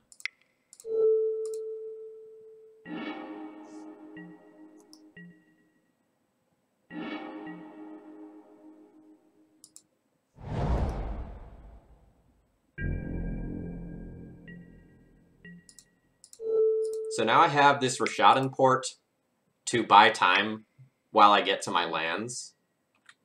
And the Pyrokinesis is a safety net that will keep me,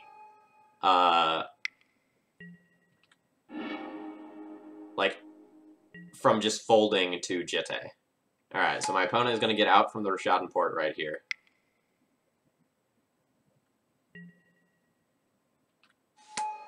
Alright, Ballista's not bad.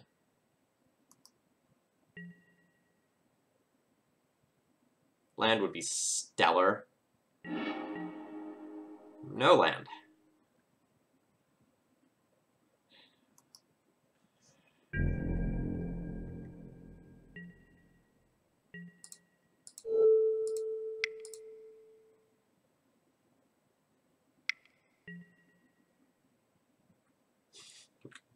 JD, don't worry about the grammar talk. Don't worry about it.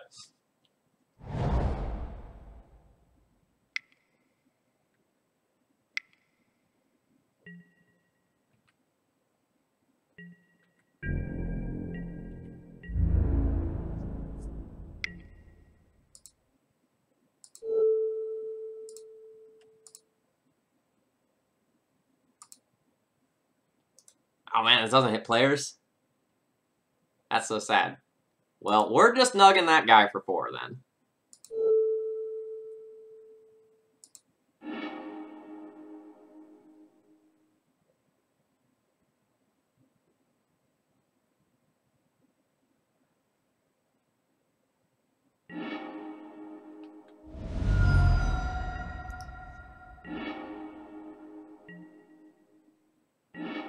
Alright, there's a land.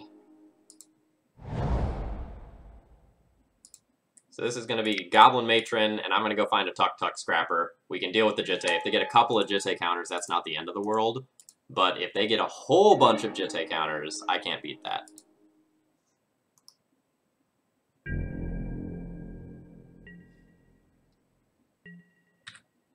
Of course, Riley and Peyton. I'm always glad when people stop in to say hello.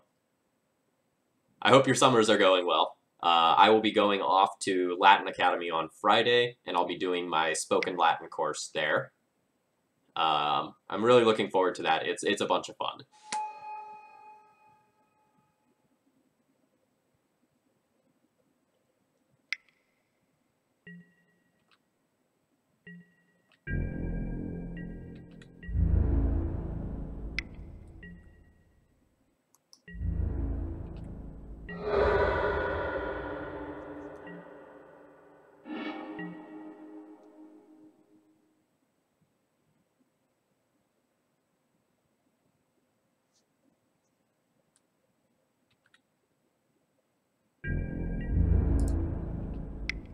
Let's see if this Goblin Matron gets in there for one.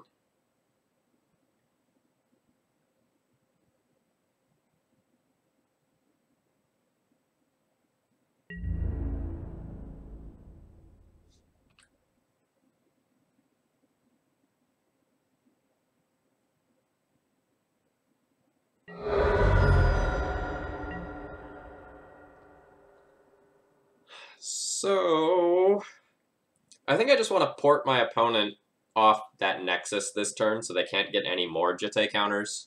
I don't really need to play out any more creatures. Like, it's either that or just, like, Matron for a second Tuk-Tuk Scrapper right now. But I'd rather stop these Jitte counters. And I will just do it now. So that... Like, I know I could potentially waste my opponent's mana. But I don't want to give them that mana so that they could, like, cast 2 different 2-drops on their turn. That Wasteland's really good. On so many different levels.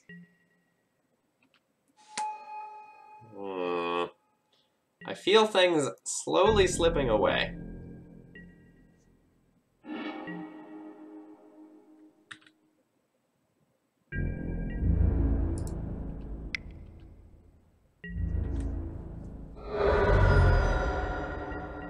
Alright, how many artifacts does my opponent control? So 1, 2, this will be active 3, 4, 5, 6.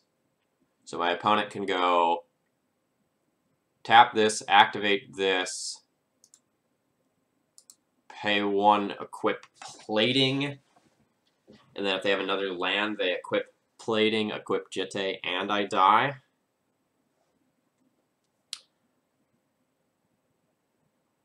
So I guess I'm going to throw a lackey out here in the hopes that my opponent messes up or doesn't have a land.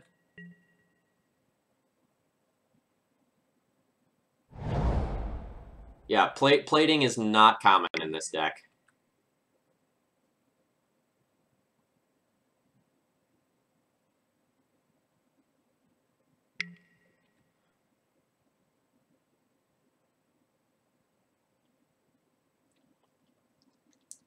Maybe my opponent won't go for it out of fear of removal. Do you think they won't go for it?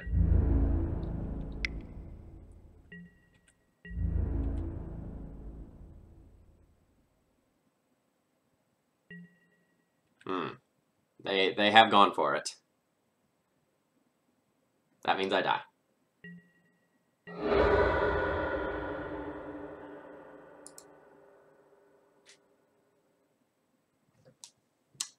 So I just died to a man land. Technically. But it was really the Jitte that beat me. So I think I'm still fine with leaving Blood Moons in the board.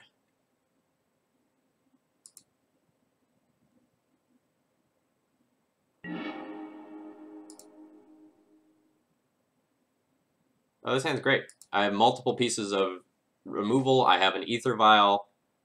I can attack mana as well.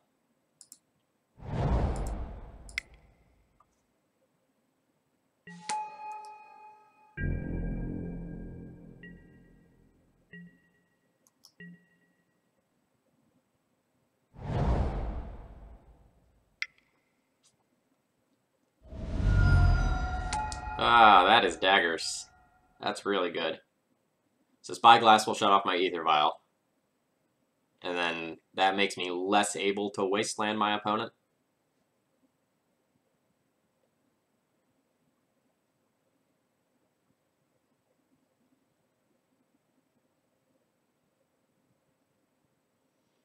Strong.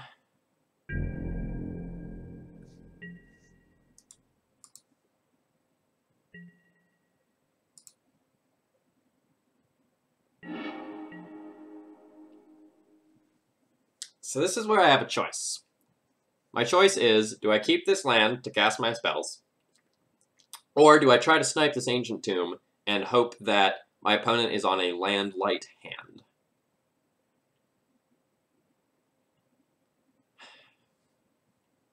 I don't really know that I can win a fair fight right now. Like, if I just go Chieftain into Chieftain, I attack for 2, then I attack for 6.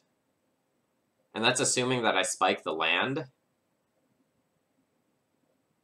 I'm probably better wastelanding this and then using these pieces of removal to buy time.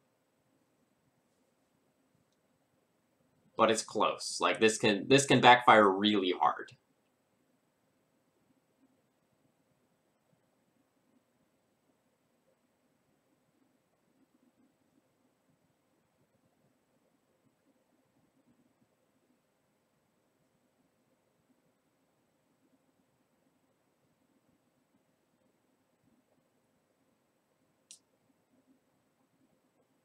Yeah, so, like, if I don't wasteland, then my turn is hold up Tarfire, and if I don't need to Tarfire or anything, I just cycle Gem Palm Incinerator for no value. That doesn't seem great. As the children say, YOLO.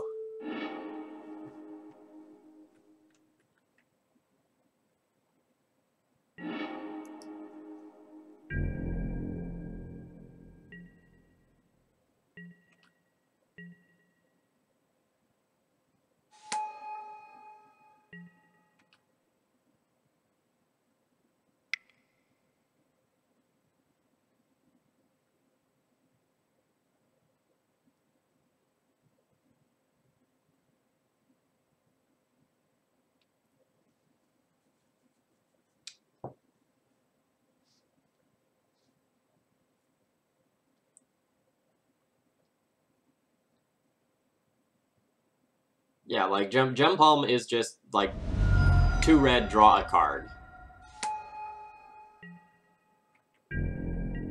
Alright, what are they holding up? Because they have Metalcraft, so they're holding up 1 card. I guess they're holding up, like, a Dismember for some reason. It doesn't make a lot of sense to me. I am going to just kill this now. I know I can potentially get more tempo with equipment, but I really need to draw a land or a Goblin Lackey. In before this was actually a Dismember. Oh no, it wasn't Dismember. Opponent just, like, doesn't know how to tap their artifacts. That's great for me.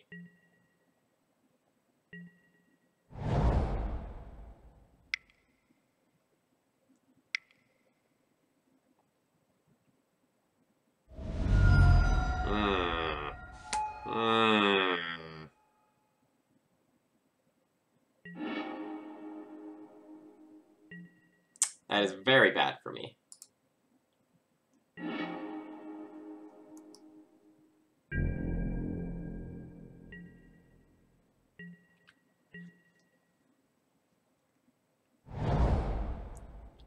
Now opponent can just start, like, pumping that Ballista.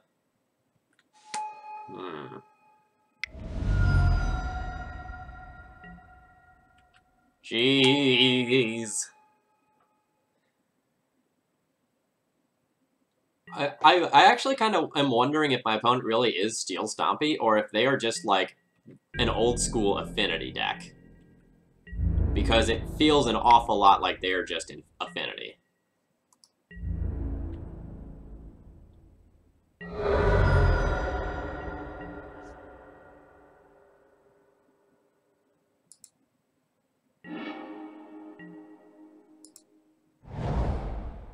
Alright, so what are we taking? 7, 8... Could die. We'll see how all in my opponent is willing to go here. Because they can just go, like, 4 mana, pump Walking Ballista once. Sack all of these things to Ravager. Sack Ravager to Ballista. And then I think I die. Or no. Maybe. Alright, yeah, they're not sacrificing their board when their hand's that good.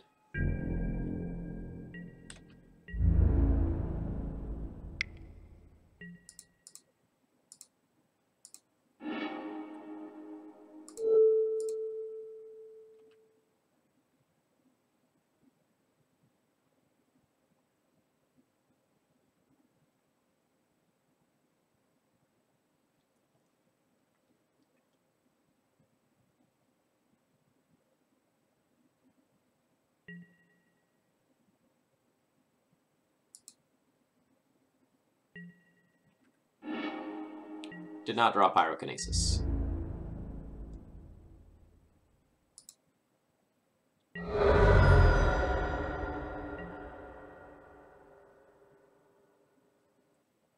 Yeah, this should mean I'm just like 100% dead. So my opponent just like sacks some stuff to Ravager, moves counters to Ballista, and then Ballistas me to the face for a kill. So Red Panda, let me put this the other way. What happens if we don't wasteland the opponent? All of this stuff just happens sooner, right? And I'm super dead. So I do like the wasteland line that I took. I think it was correct.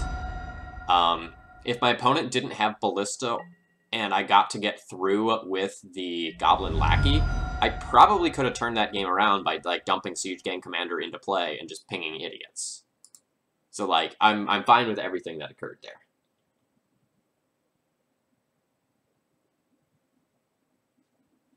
All right, I'm gonna take 30 seconds and run to the restroom before the next one, and then we'll go back and do round 4 with Goblins.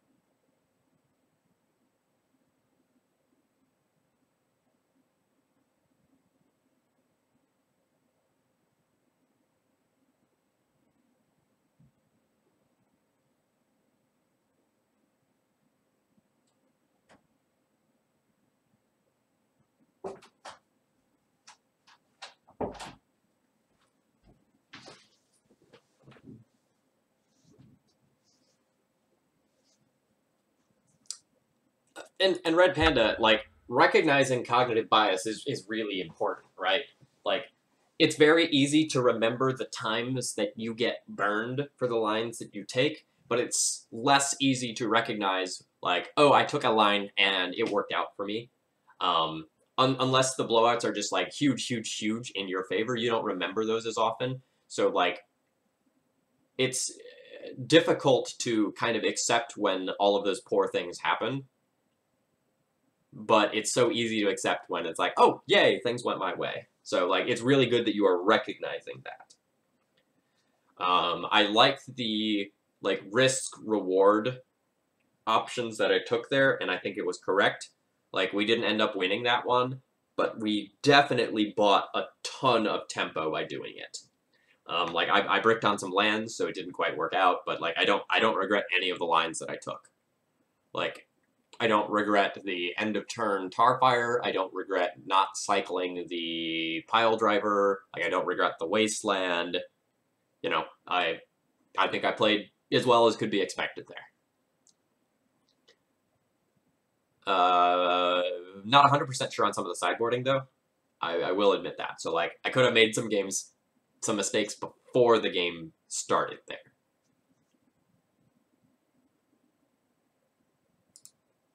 It just kind of went with my gut, thinking that, like, the instigator might be too slow.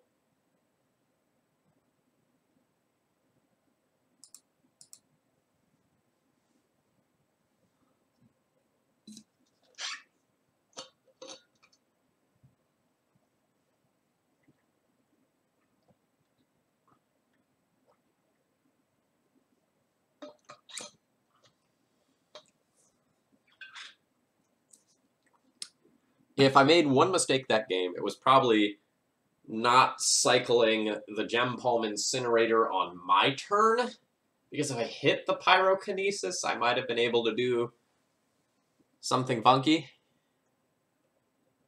and like give myself more options with the timing.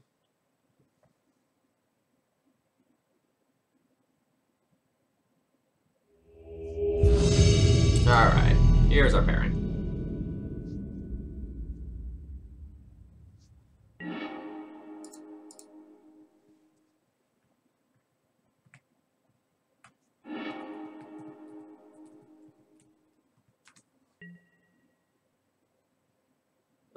My opponent most recently played Ant, although they played a lot of 4-color control.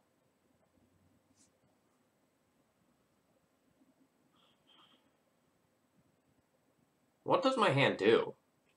Nothing? I think my hand does nothing. I'm on the draw. I can produce a turn 2 Goblin Chieftain if I throw away either Tarfire or Pyrokinesis. But then I can't, like, cast the Siege Gang Commander currently. I don't like this. I don't have any card advantage. I don't have any ways to cheat things into play.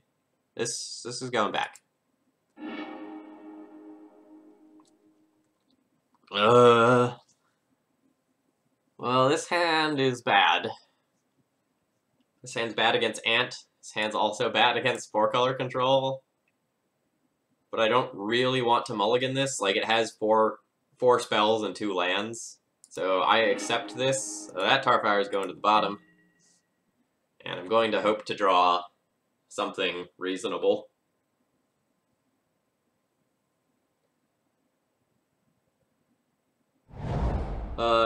Sean, it should be on YouTube now. Let me know if it's not. Ooh, Tarfire MVP. The Slivers matches went very well. I don't want to spoil it for you, but like you will enjoy watching them, and they are good games.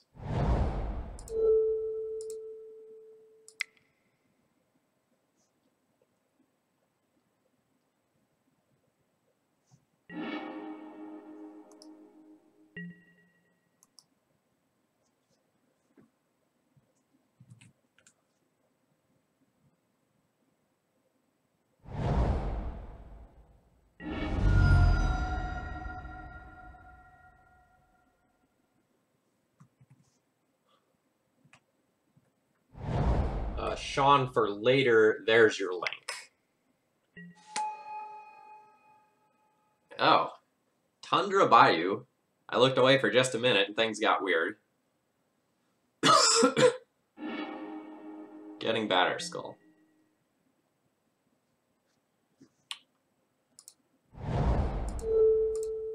Well, those Tarfires ended up being absolute gas.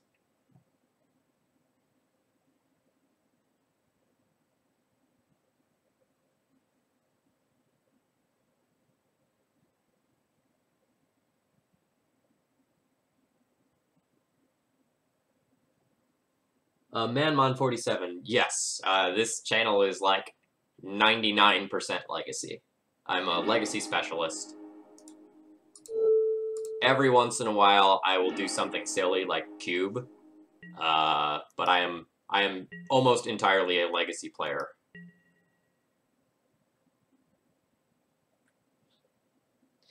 Well, Ken, that's why you need to put the Tarfires in your Goyf deck. Huh? Eh? I've been that deep a couple of times.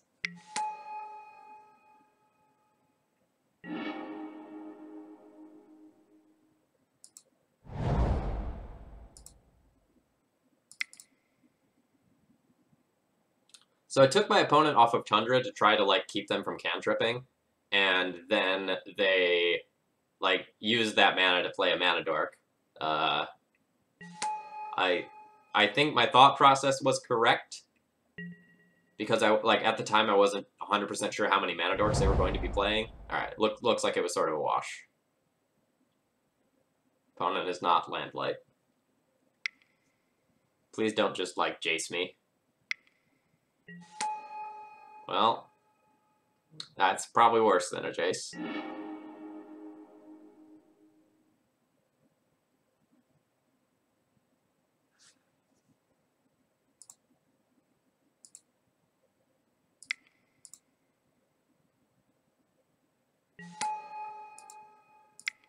The good news is that this True Name might not be able to attack.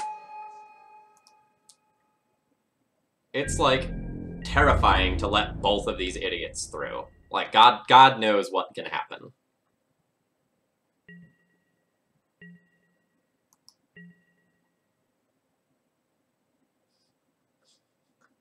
Zardian, it is Goblins.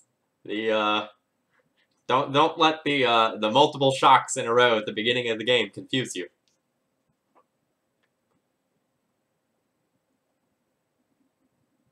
I would really love to draw another land so that I can, like, Chainwhirler and get this Noble Hierarch off the table.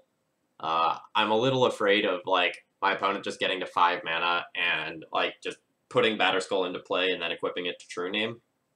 I just, like, cannot beat that without a Tuk-Tuk Scrapper.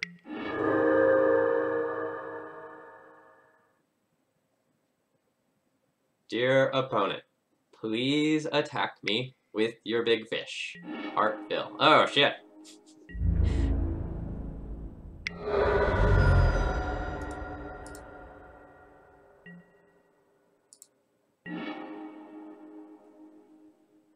Alright.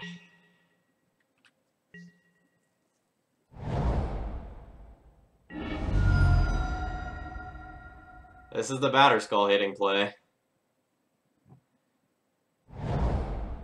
This is bad.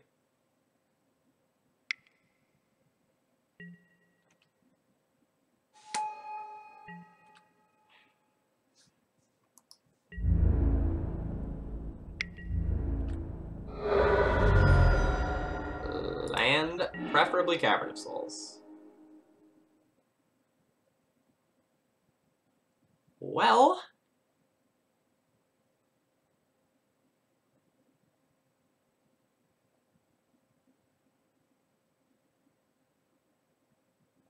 Alright. So, I Vial in Sting Scourger, bounce Noble Hierarch, and then hope my opponent doesn't have a land to put that on True Name. Then I can use the Sting Scourger to, like, block the Batterskull. Then I can tick Vial up to 3 and use Chainwhirler to kill the Hierarch. This is also questionable.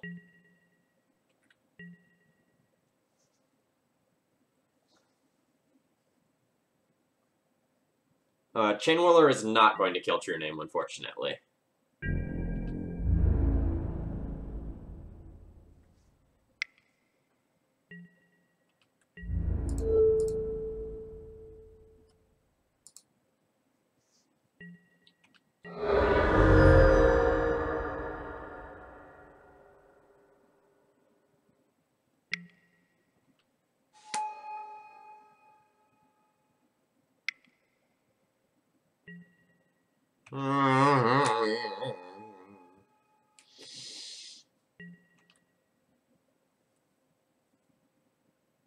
Everything's awful.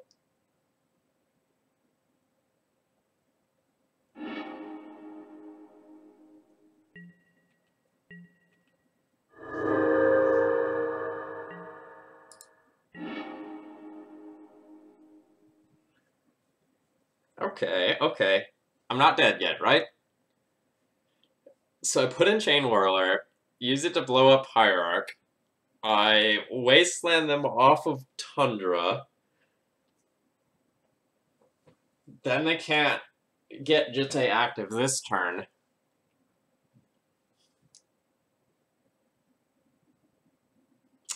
Yeah. Alright. I guess I can keep playing on. Although I should probably just concede and not, like, show my opponent Chainwhirler. Because that's not, like, super stuff. Like, a lot of people haven't played against Goblins that much. Like, I'm very dead to just 4 True Name hits anyway. So I think I should just concede.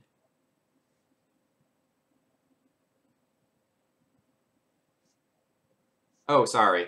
Goblin Chainwhirler says, 3/3 with first strike. When it enters the battlefield, it deals 1 damage to each opponent and each creature and planeswalker they control.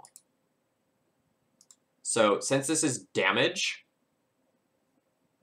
and True Name has protection from me and all my permanents and such, I can't actually kill that with True Name.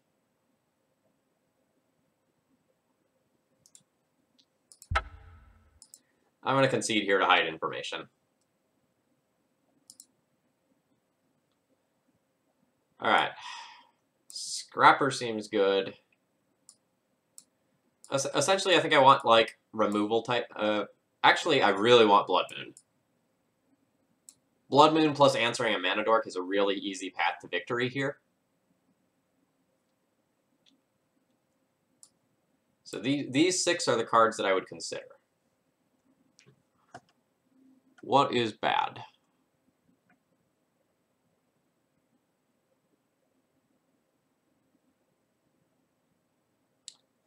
I probably don't need the second Sting Scourger.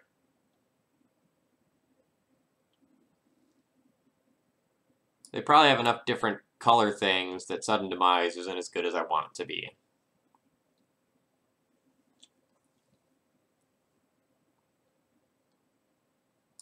So then I'm actually boarding in 5 cards.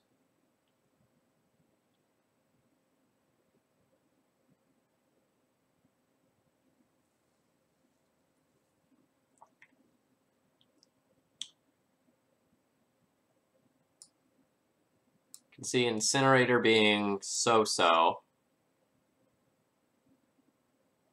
Like, I'd rather have this stuff than Incinerator. I could see cutting, like, a Ringleader or 2. And I could see cutting one of the Enablers.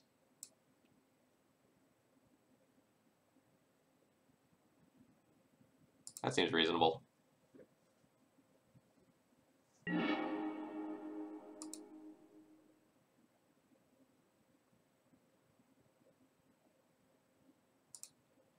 This is an Aether Vial hand. Aether Vial is an amazing card. I get to go Aether Vial into Wasteland. Unless my opponent leads on Deathrite Shaman, then I'm kind of sad. If they lead on Deathrite Shaman, I will just Sting Scourger it for tempo reasons to, like, let my Vial tick up.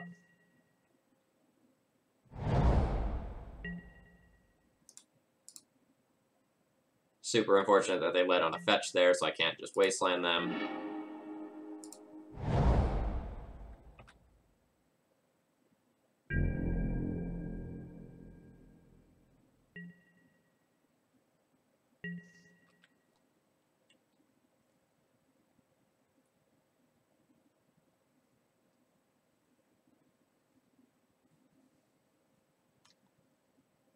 Manmon, I could see trimming a Chieftain. That's totally reasonable.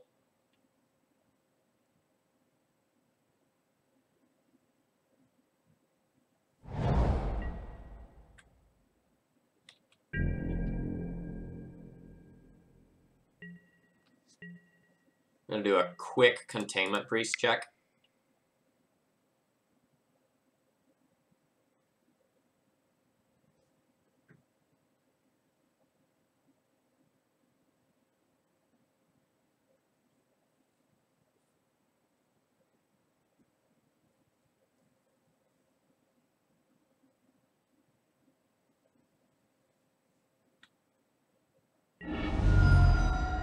Ooh, did I snip out a Containment Priest? Because that's, like, super good for me if I did.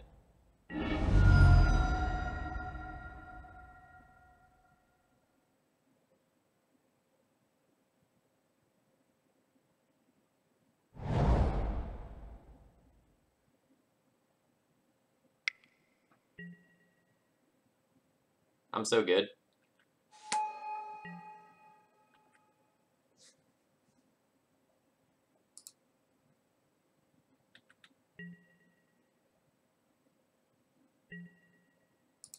Best draw would be Tarfire.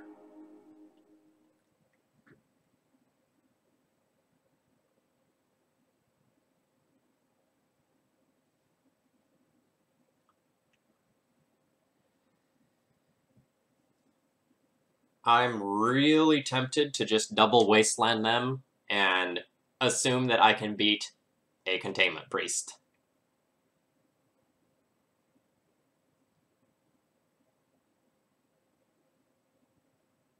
Because with one more land, I can just go like Sting Scourger, bounce it, put in a Goblin Matron, get Tarfire.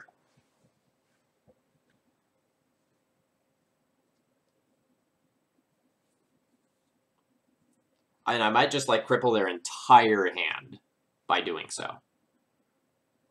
Alternatively, I just like Goblin Matron for Tarfire right now.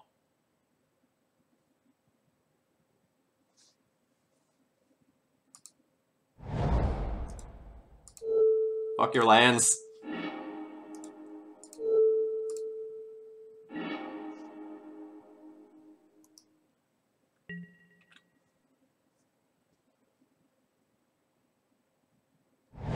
Dang it. They always have the lands. But this is going to keep something like a True Name Nemesis or Stoneforge Mystic from coming into play, so like I'm 100% fine with this.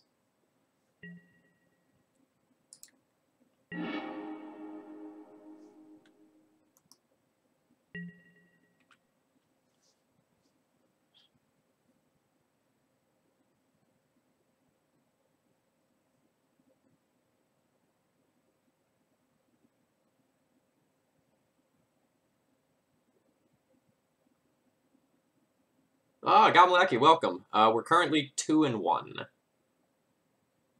We're playing against a Deathblade deck of some nature, and we're down a game. I just double wastelanded my opponent after they flashed in a Containment Priest, so I'm behind on board, but I'm really close to just, like, going ham, so I'm fine. Like, as soon as I draw a land, I go Sting Scourger, bounce the Priest, Vial in, Goblin Matron, get Tarfire, Tarfire Priest, and then I don't really know if I can lose from there unless my opponent keeps drawing some lands.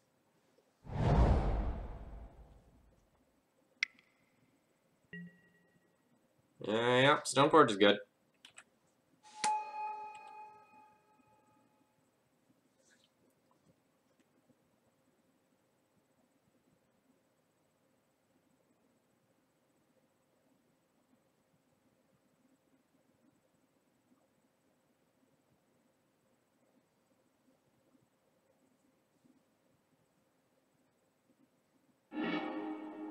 Alright, they got Batterskull.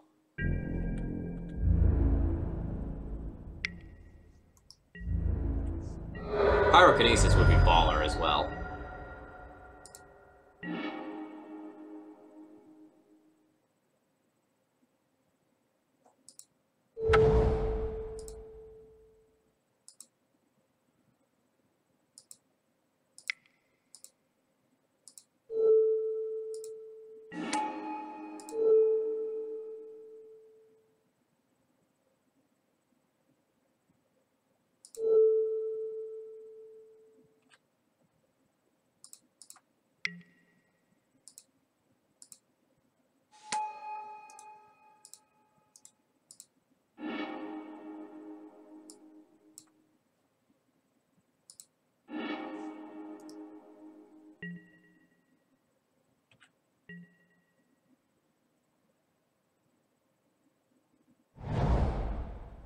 Ooh, that's rough. Zardian, I feel very good about the double wasteland play. Like, my opponent and I probably run the same number of lands, or maybe they run slightly fewer than I do, because they have, like, cantrips and mana dorks to try to hold it together. So, because I only need to spike one land in order to pull way ahead, and they need many lands in order to pull ahead, I think that exchange favors me heavily.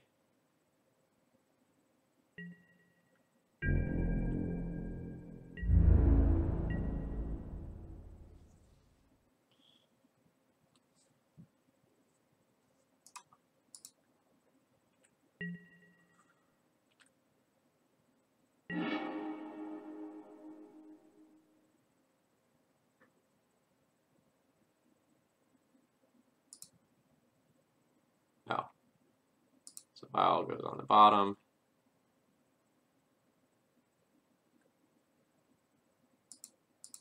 Go ahead and activate that.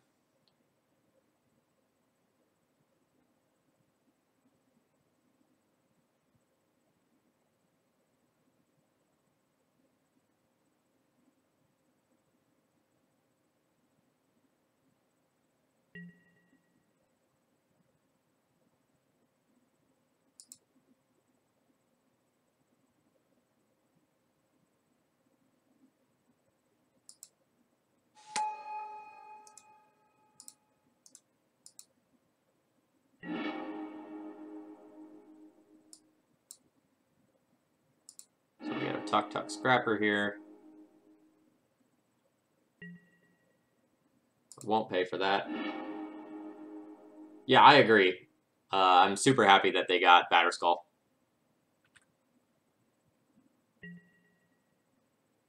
I will go ahead and tick this up.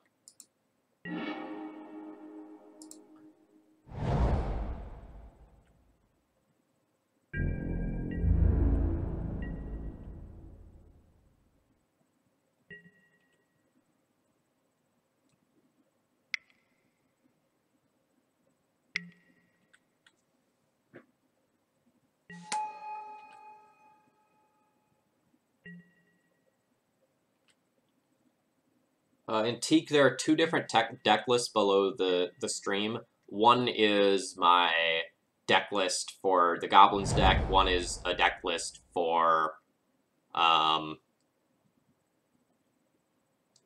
Eldrazi deck I'm going to play later this afternoon.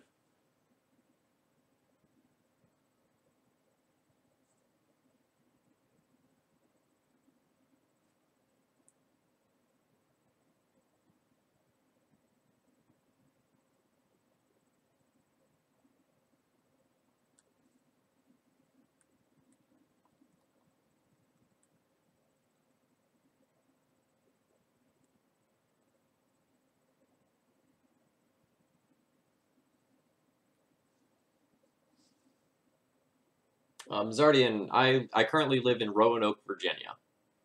I'm originally from Illinois.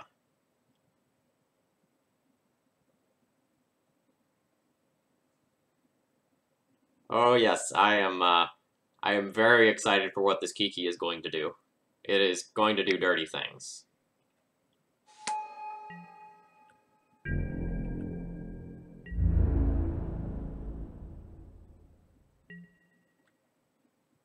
I think I'm okay with taking this hit.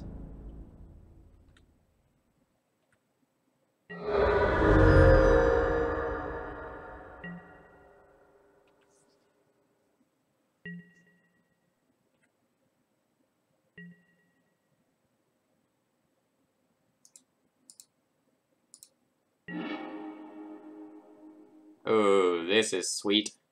This is so good.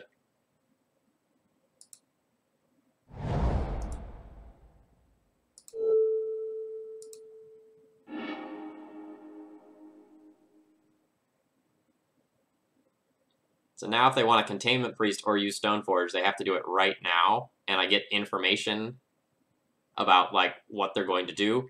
And if they flash in the Priest, like, I just respond with Tuk Scrapper, destroy Batterskull. And if they don't respond with anything, then and they float mana, I just go to my second main phase, and I Tuk Scrapper the Batterskull.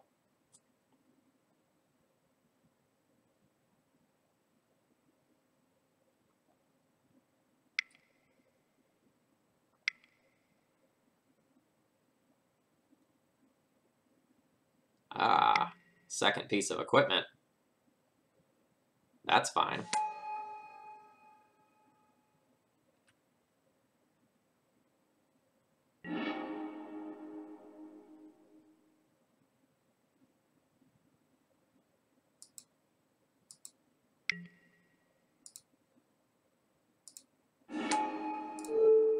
I'll get rid of that one now.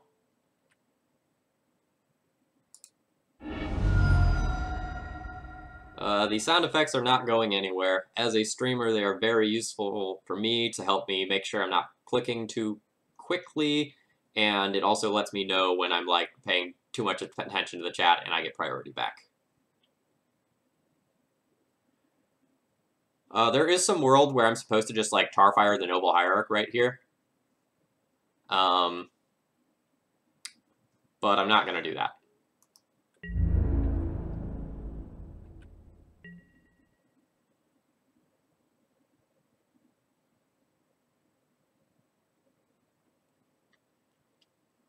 I will chump block the Batterskull this turn, though, when it swings in.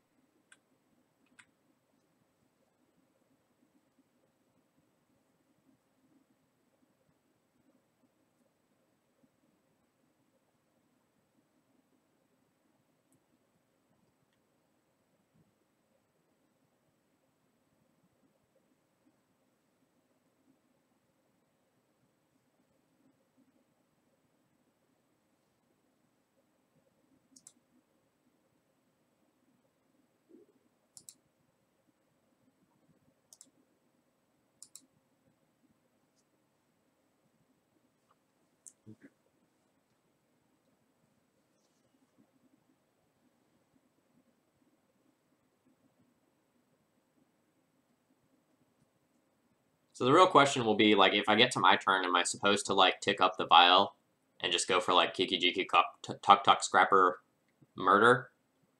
Or am I supposed to, like, wait one more turn and, like, Ringleader first? I don't really know the answer to that.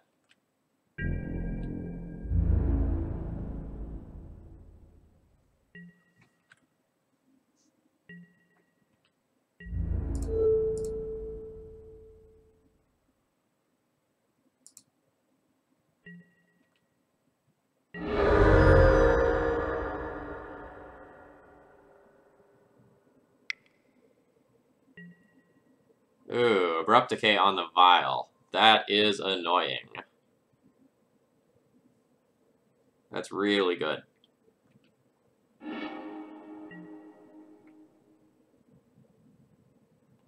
guess that was preventable if I wasted the Bayou instead of the Tundra to take my opponent off of black.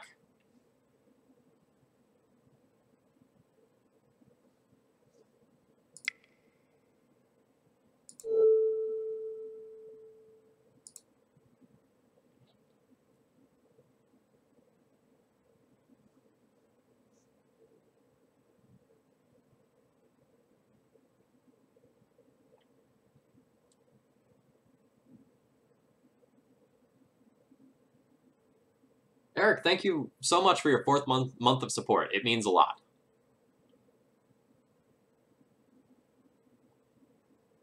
I have a lot of people helping me do what I want to be doing, which is playing Legacy as frequently as I can.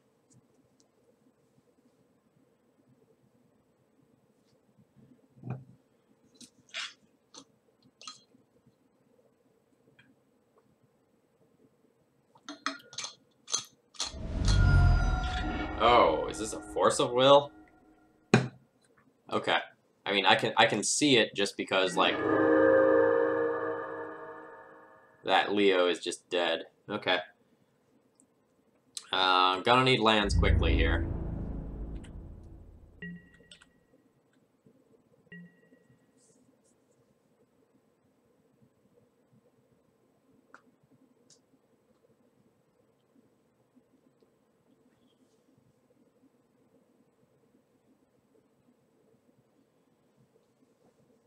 Yeah, I might lose this game for wastelanding the wrong land.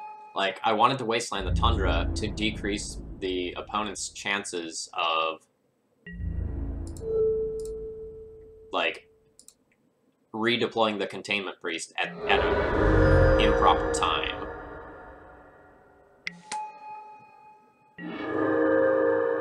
Well, that's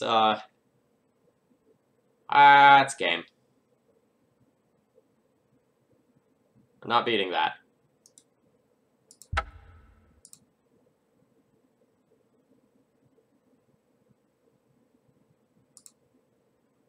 Ugh. Opponent had three pieces of equipment there. That was going to be hard to beat.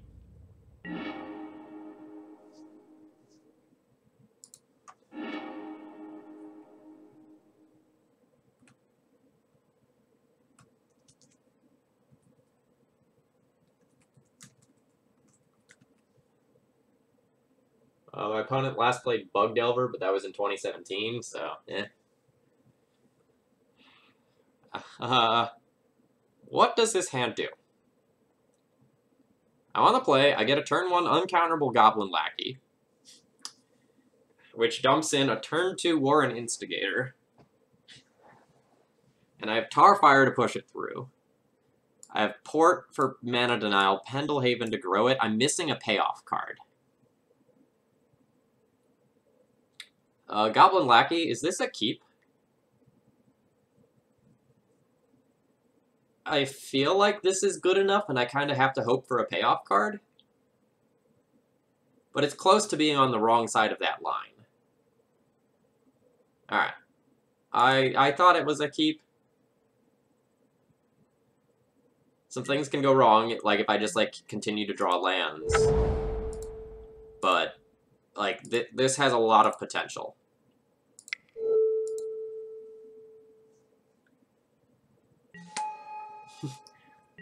Both people with Goblin in their name say keep and just hope to top deck. Alright, I'm in.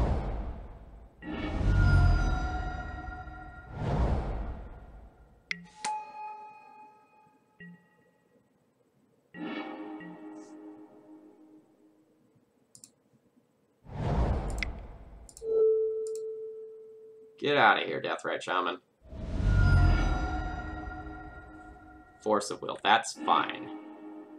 I know I could have just, like, played Pendlehaven to do similar things, but I really wanted this off the table for mana reasons. I didn't just, like, purely want to connect with the Lackey. So now I'll play a second Lackey, and then I'll have Pendlehaven for both of them on the next turn, so that, like, the Deathrite Shaman can't block.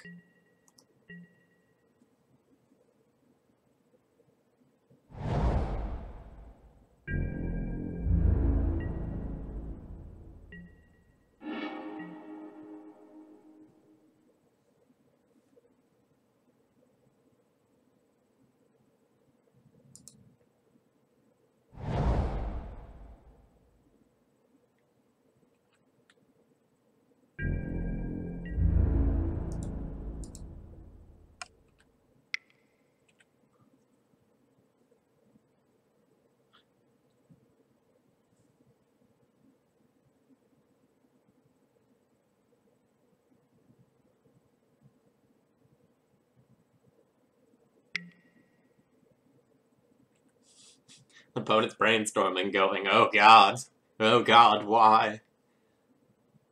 So what do I tutor up with Matron?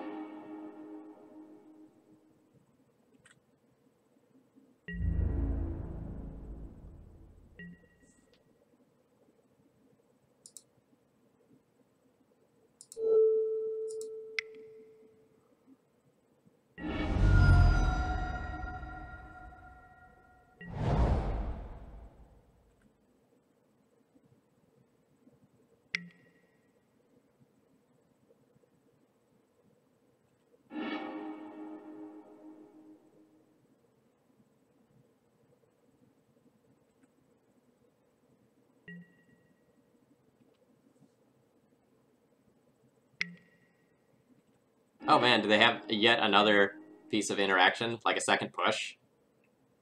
That's gross if they do. Alright. Alright, so I've already played a land. Well, let's just repeat this.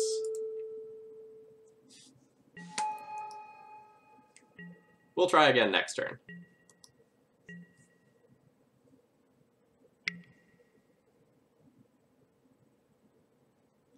Yeah, I feel like this Matron is either going to get me a Ringleader or a Siege Gang Commander, depending on, like, kind of where the game state's at the time.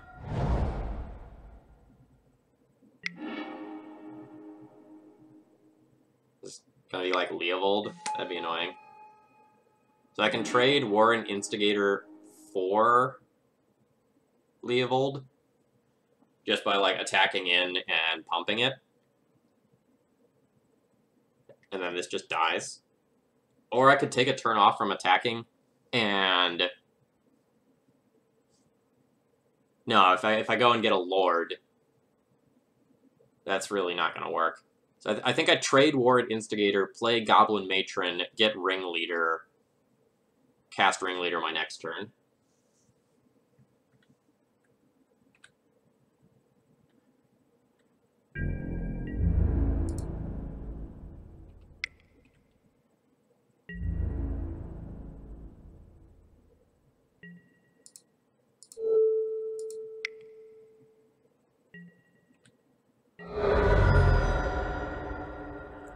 Yeah, you're probably right. Like, any one-for-one trade that I can make is probably good for me.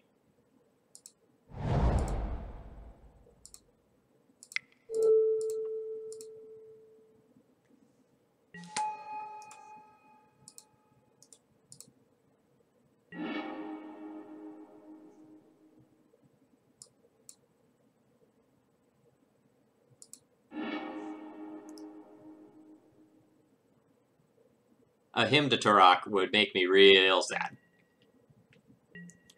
I'm also not going to get Siege Gang Commander here in case my opponent does something like Liliana of the Veil plus, and then, like, Siege Gang Commander would get stuck in my hand if I didn't draw another land, and that would be devastating, so I think just getting Ringleader is fine.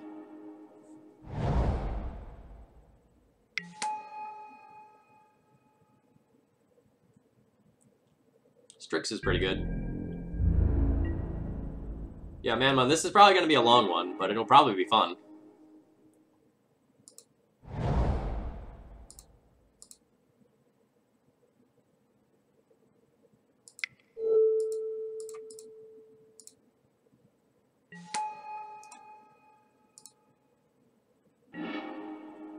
Ooh!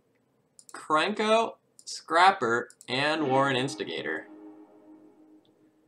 So, Tuk Scrapper can destroy Baleful Strix, but I don't really know that I want to do that. Like, I think I'm fine just, like, attacking in with both of these, and, like, trading body for body if my opponent wants to do that. And if they don't trade anything, I just play my Vial. No, I don't want to keep red for Charfire, because I'm pretty sure that I was going to attack with the Goblin Matron this turn, and I'd rather hold up Pendlehaven so that, like, Deathrite Shaman can't block it.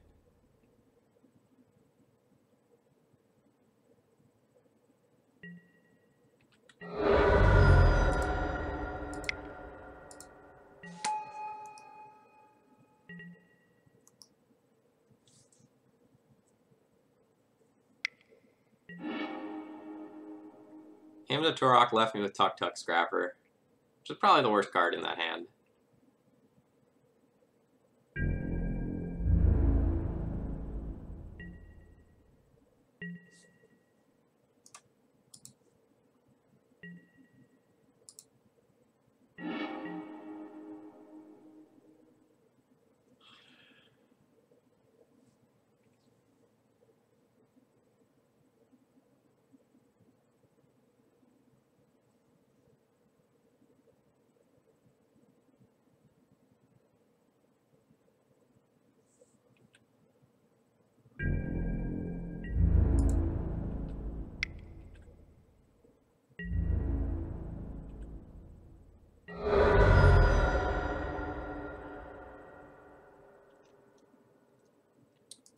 So this Scrapper could kill a Baleful Strix, but I think I just want to play this out to increase my clock, and then port them off of a land. I don't think I want to hold cards in my hand.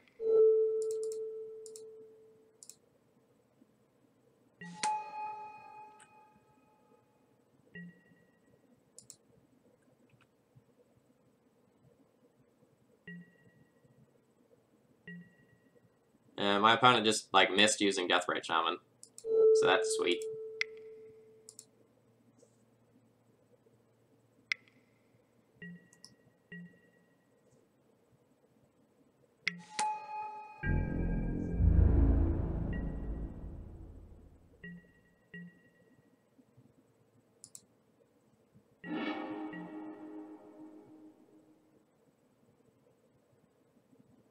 Alright, so how am I tapping my mana for this? I'm casting this Ringleader pre-combat.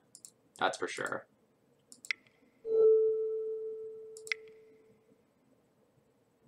I think I'll leave up 1 red and Pendlehaven. It won't let me cast Warrant Instigator, but I can vial that in.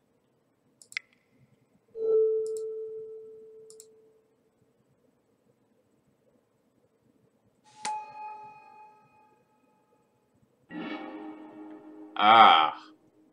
No hits. So sad.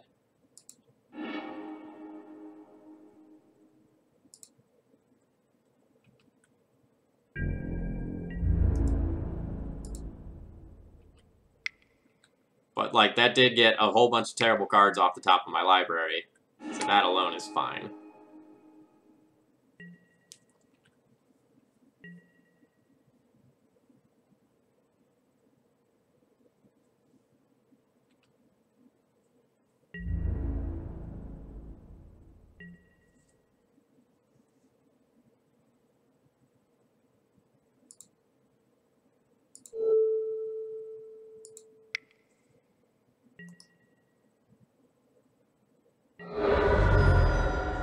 So now that my opponent has Revolt, they're going to use this to get rid of the Tuk-Tuk Scrapper.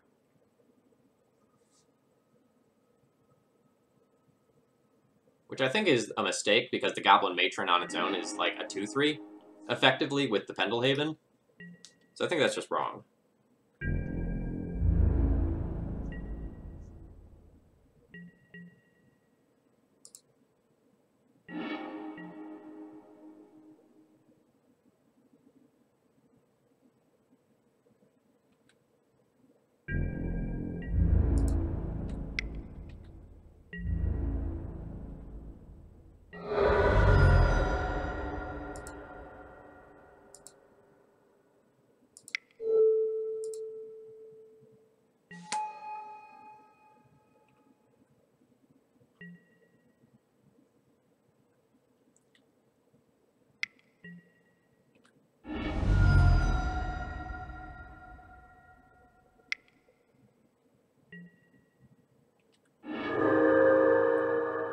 I missed a point of damage by clicking too quickly and not using my Pendlehaven.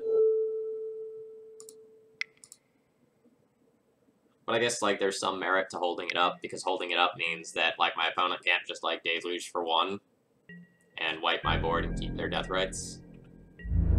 So maybe it wasn't a mistake.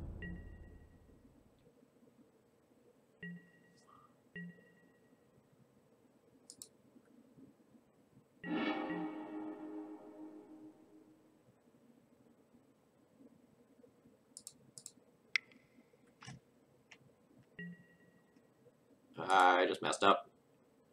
I should have used Pendlehaven before doing that. No, I can't.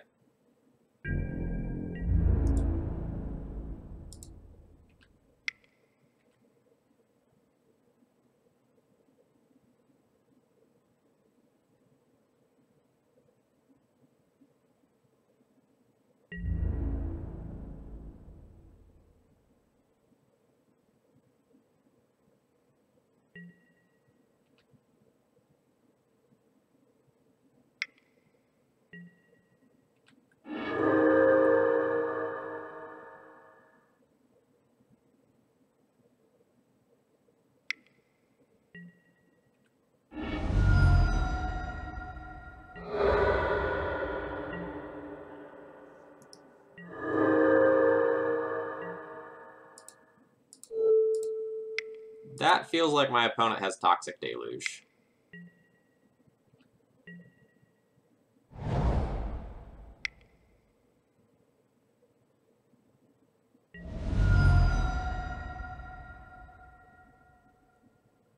No, so close, Pendlehaven. Third Deathright Shaman, come on.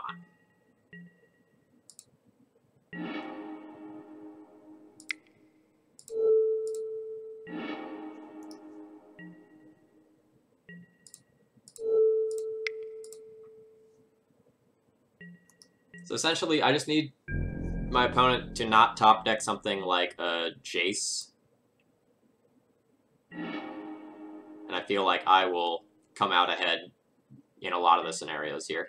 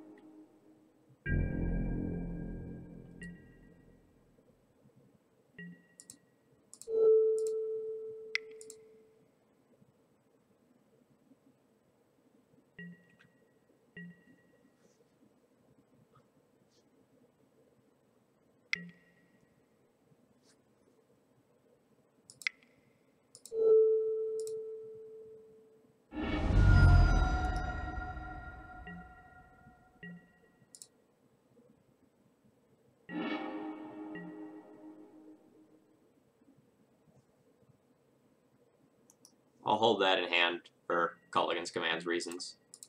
And fear.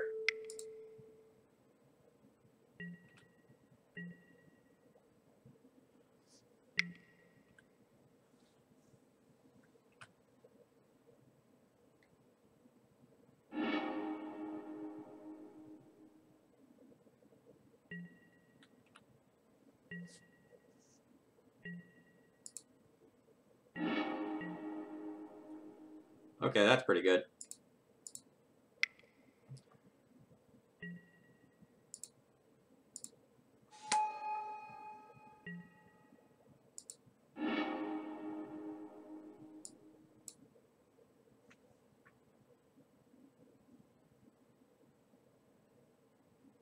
I'm tempted to get Kiki Jiki right here, but it's kind of bad if my opponent has a removal spell, so I think I'm just going to get a Ringleader.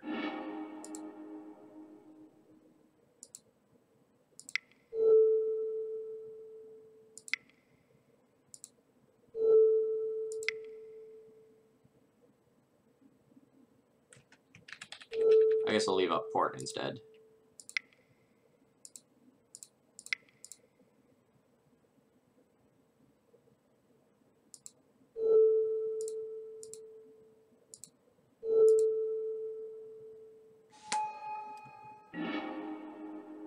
Tarfire, Incinerator, Lackey?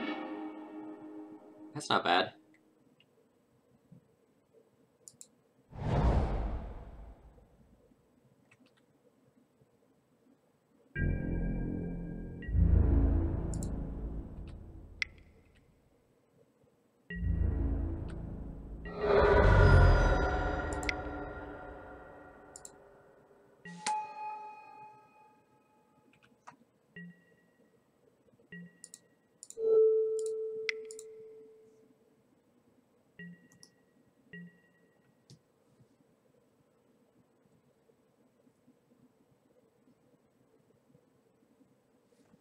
Neat, I did it.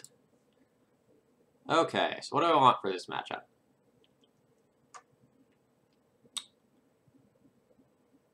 I feel like Chrome Mox is probably bad. Probably don't want that. I probably don't want Pyrokinesis. I probably don't want Tuk Tuk Scrapper, even though it can get rid of Baleful Strix. Like, I think I'm okay with just, like, trading some bodies for that. I probably want Sharpshooter.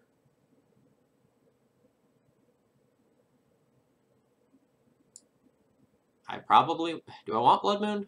I can see Blood Moon being good.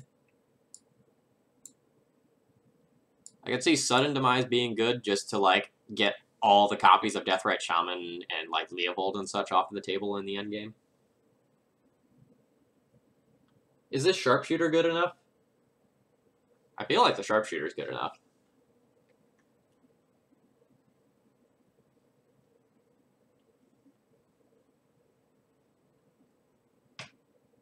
Like, Sharpshooter ping Strix on tap, ping you, or, like, kill, like, something dies. It is just any creature, right?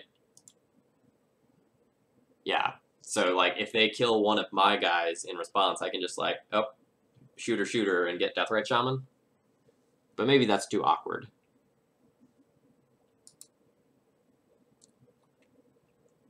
I could see, like, just, like, one random Pyrokinesis being better than Sharpshooter. This might be ambitious.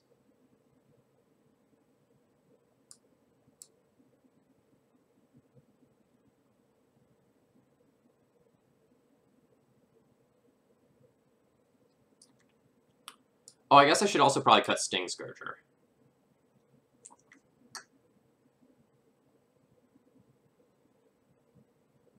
That's not particularly good.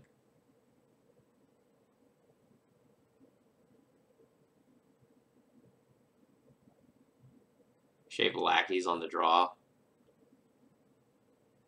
That's reasonable.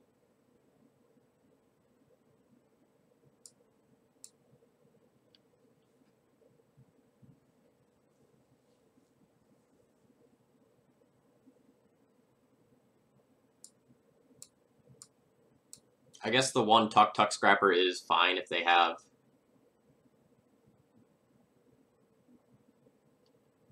a random piece of equipment. It's also not the end of the world to just like tutor that up to get rid of a Baleful Strix in some spots.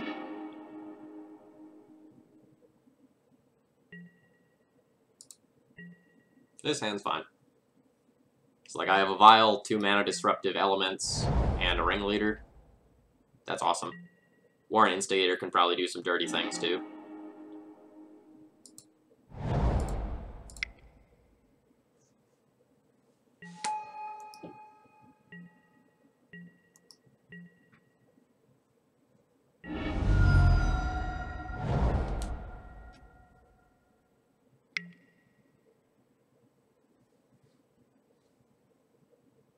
Yeah, this hand is very good.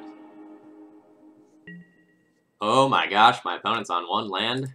And they're Brainstorm locked.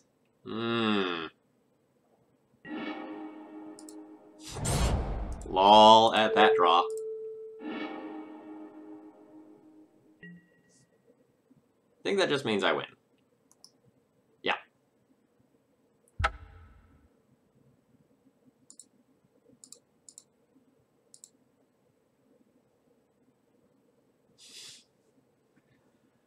Alright, so that was a 3-2 with Goblins.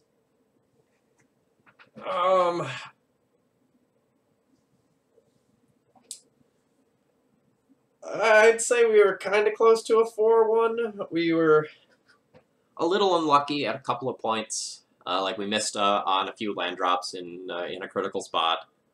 We took a couple of risky lines against the Steel Stompy deck that didn't work out. But that's okay. Deck felt fine. I felt pretty good about the deck list. I was a little unsure about my sideboarding, just because like there's a core set of cards that you really don't want to mess with, and sometimes I wasn't sure what I should trim. In a lot of the other Goblins decks that I've played, there were way more singletons that were questionable, so you boarded it out like the questionable singletons a lot of the time. But this list is more solid now that I have like these random Chainwhirlers in here, and this card was sweet. Like it did some disgusting things. My favorite was when we got like Chainwhirler plus Goblin Sharpshooter out together. That was absolutely gross. So we played against Deathblade, Steel Stompy, Check Pile,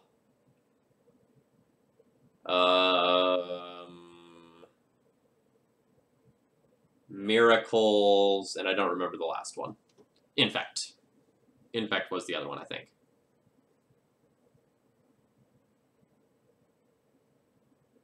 Or maybe it wasn't Infect, and I just like played against Inkmoth Nexus and Steel Stompy. Yeah. Okay. I'm going to go ahead and call it quits here. I will be back later this afternoon, and I will be streaming Eldrazi. I'll show you the deck list I'm going to be doing.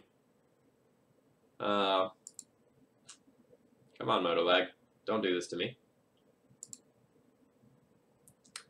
This is the deck list that I'm looking at. This is my friend Travis Gibson's deck list. It was his birthday, so I thought it'd be kind of fun to like grab his deck list and stream with it.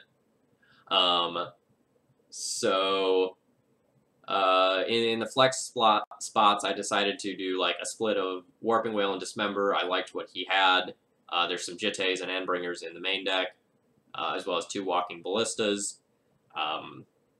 It's just kind of like good, solid cards. The sideboard is more or less what I'd want to play as a sideboard. Not 100% sure on like whether or not I like the Crucible of Worlds, but I like everything else that's there and would probably be running similar things. So, since this was only like 1 or 2 cards off from what I would play anyway, I just grabbed his list and called that good. Yeah, and there is an actual Wastes in the deck, which I don't know that it's actually good. It should probably just be a second Karakas, and I might make that change before the stream starts. But I like what's going on here. So I'm going to go ahead and stop for now. I'll probably be back in an hour or 2 with some Eldrazi. Again, my name is Phil Gallagher. I run ThrabenU University. If you enjoyed this content, please follow, and if you really want to support me and what I'm doing for the Legacy community, consider subscribing. Thanks. Have a good afternoon. I'll see many of you later.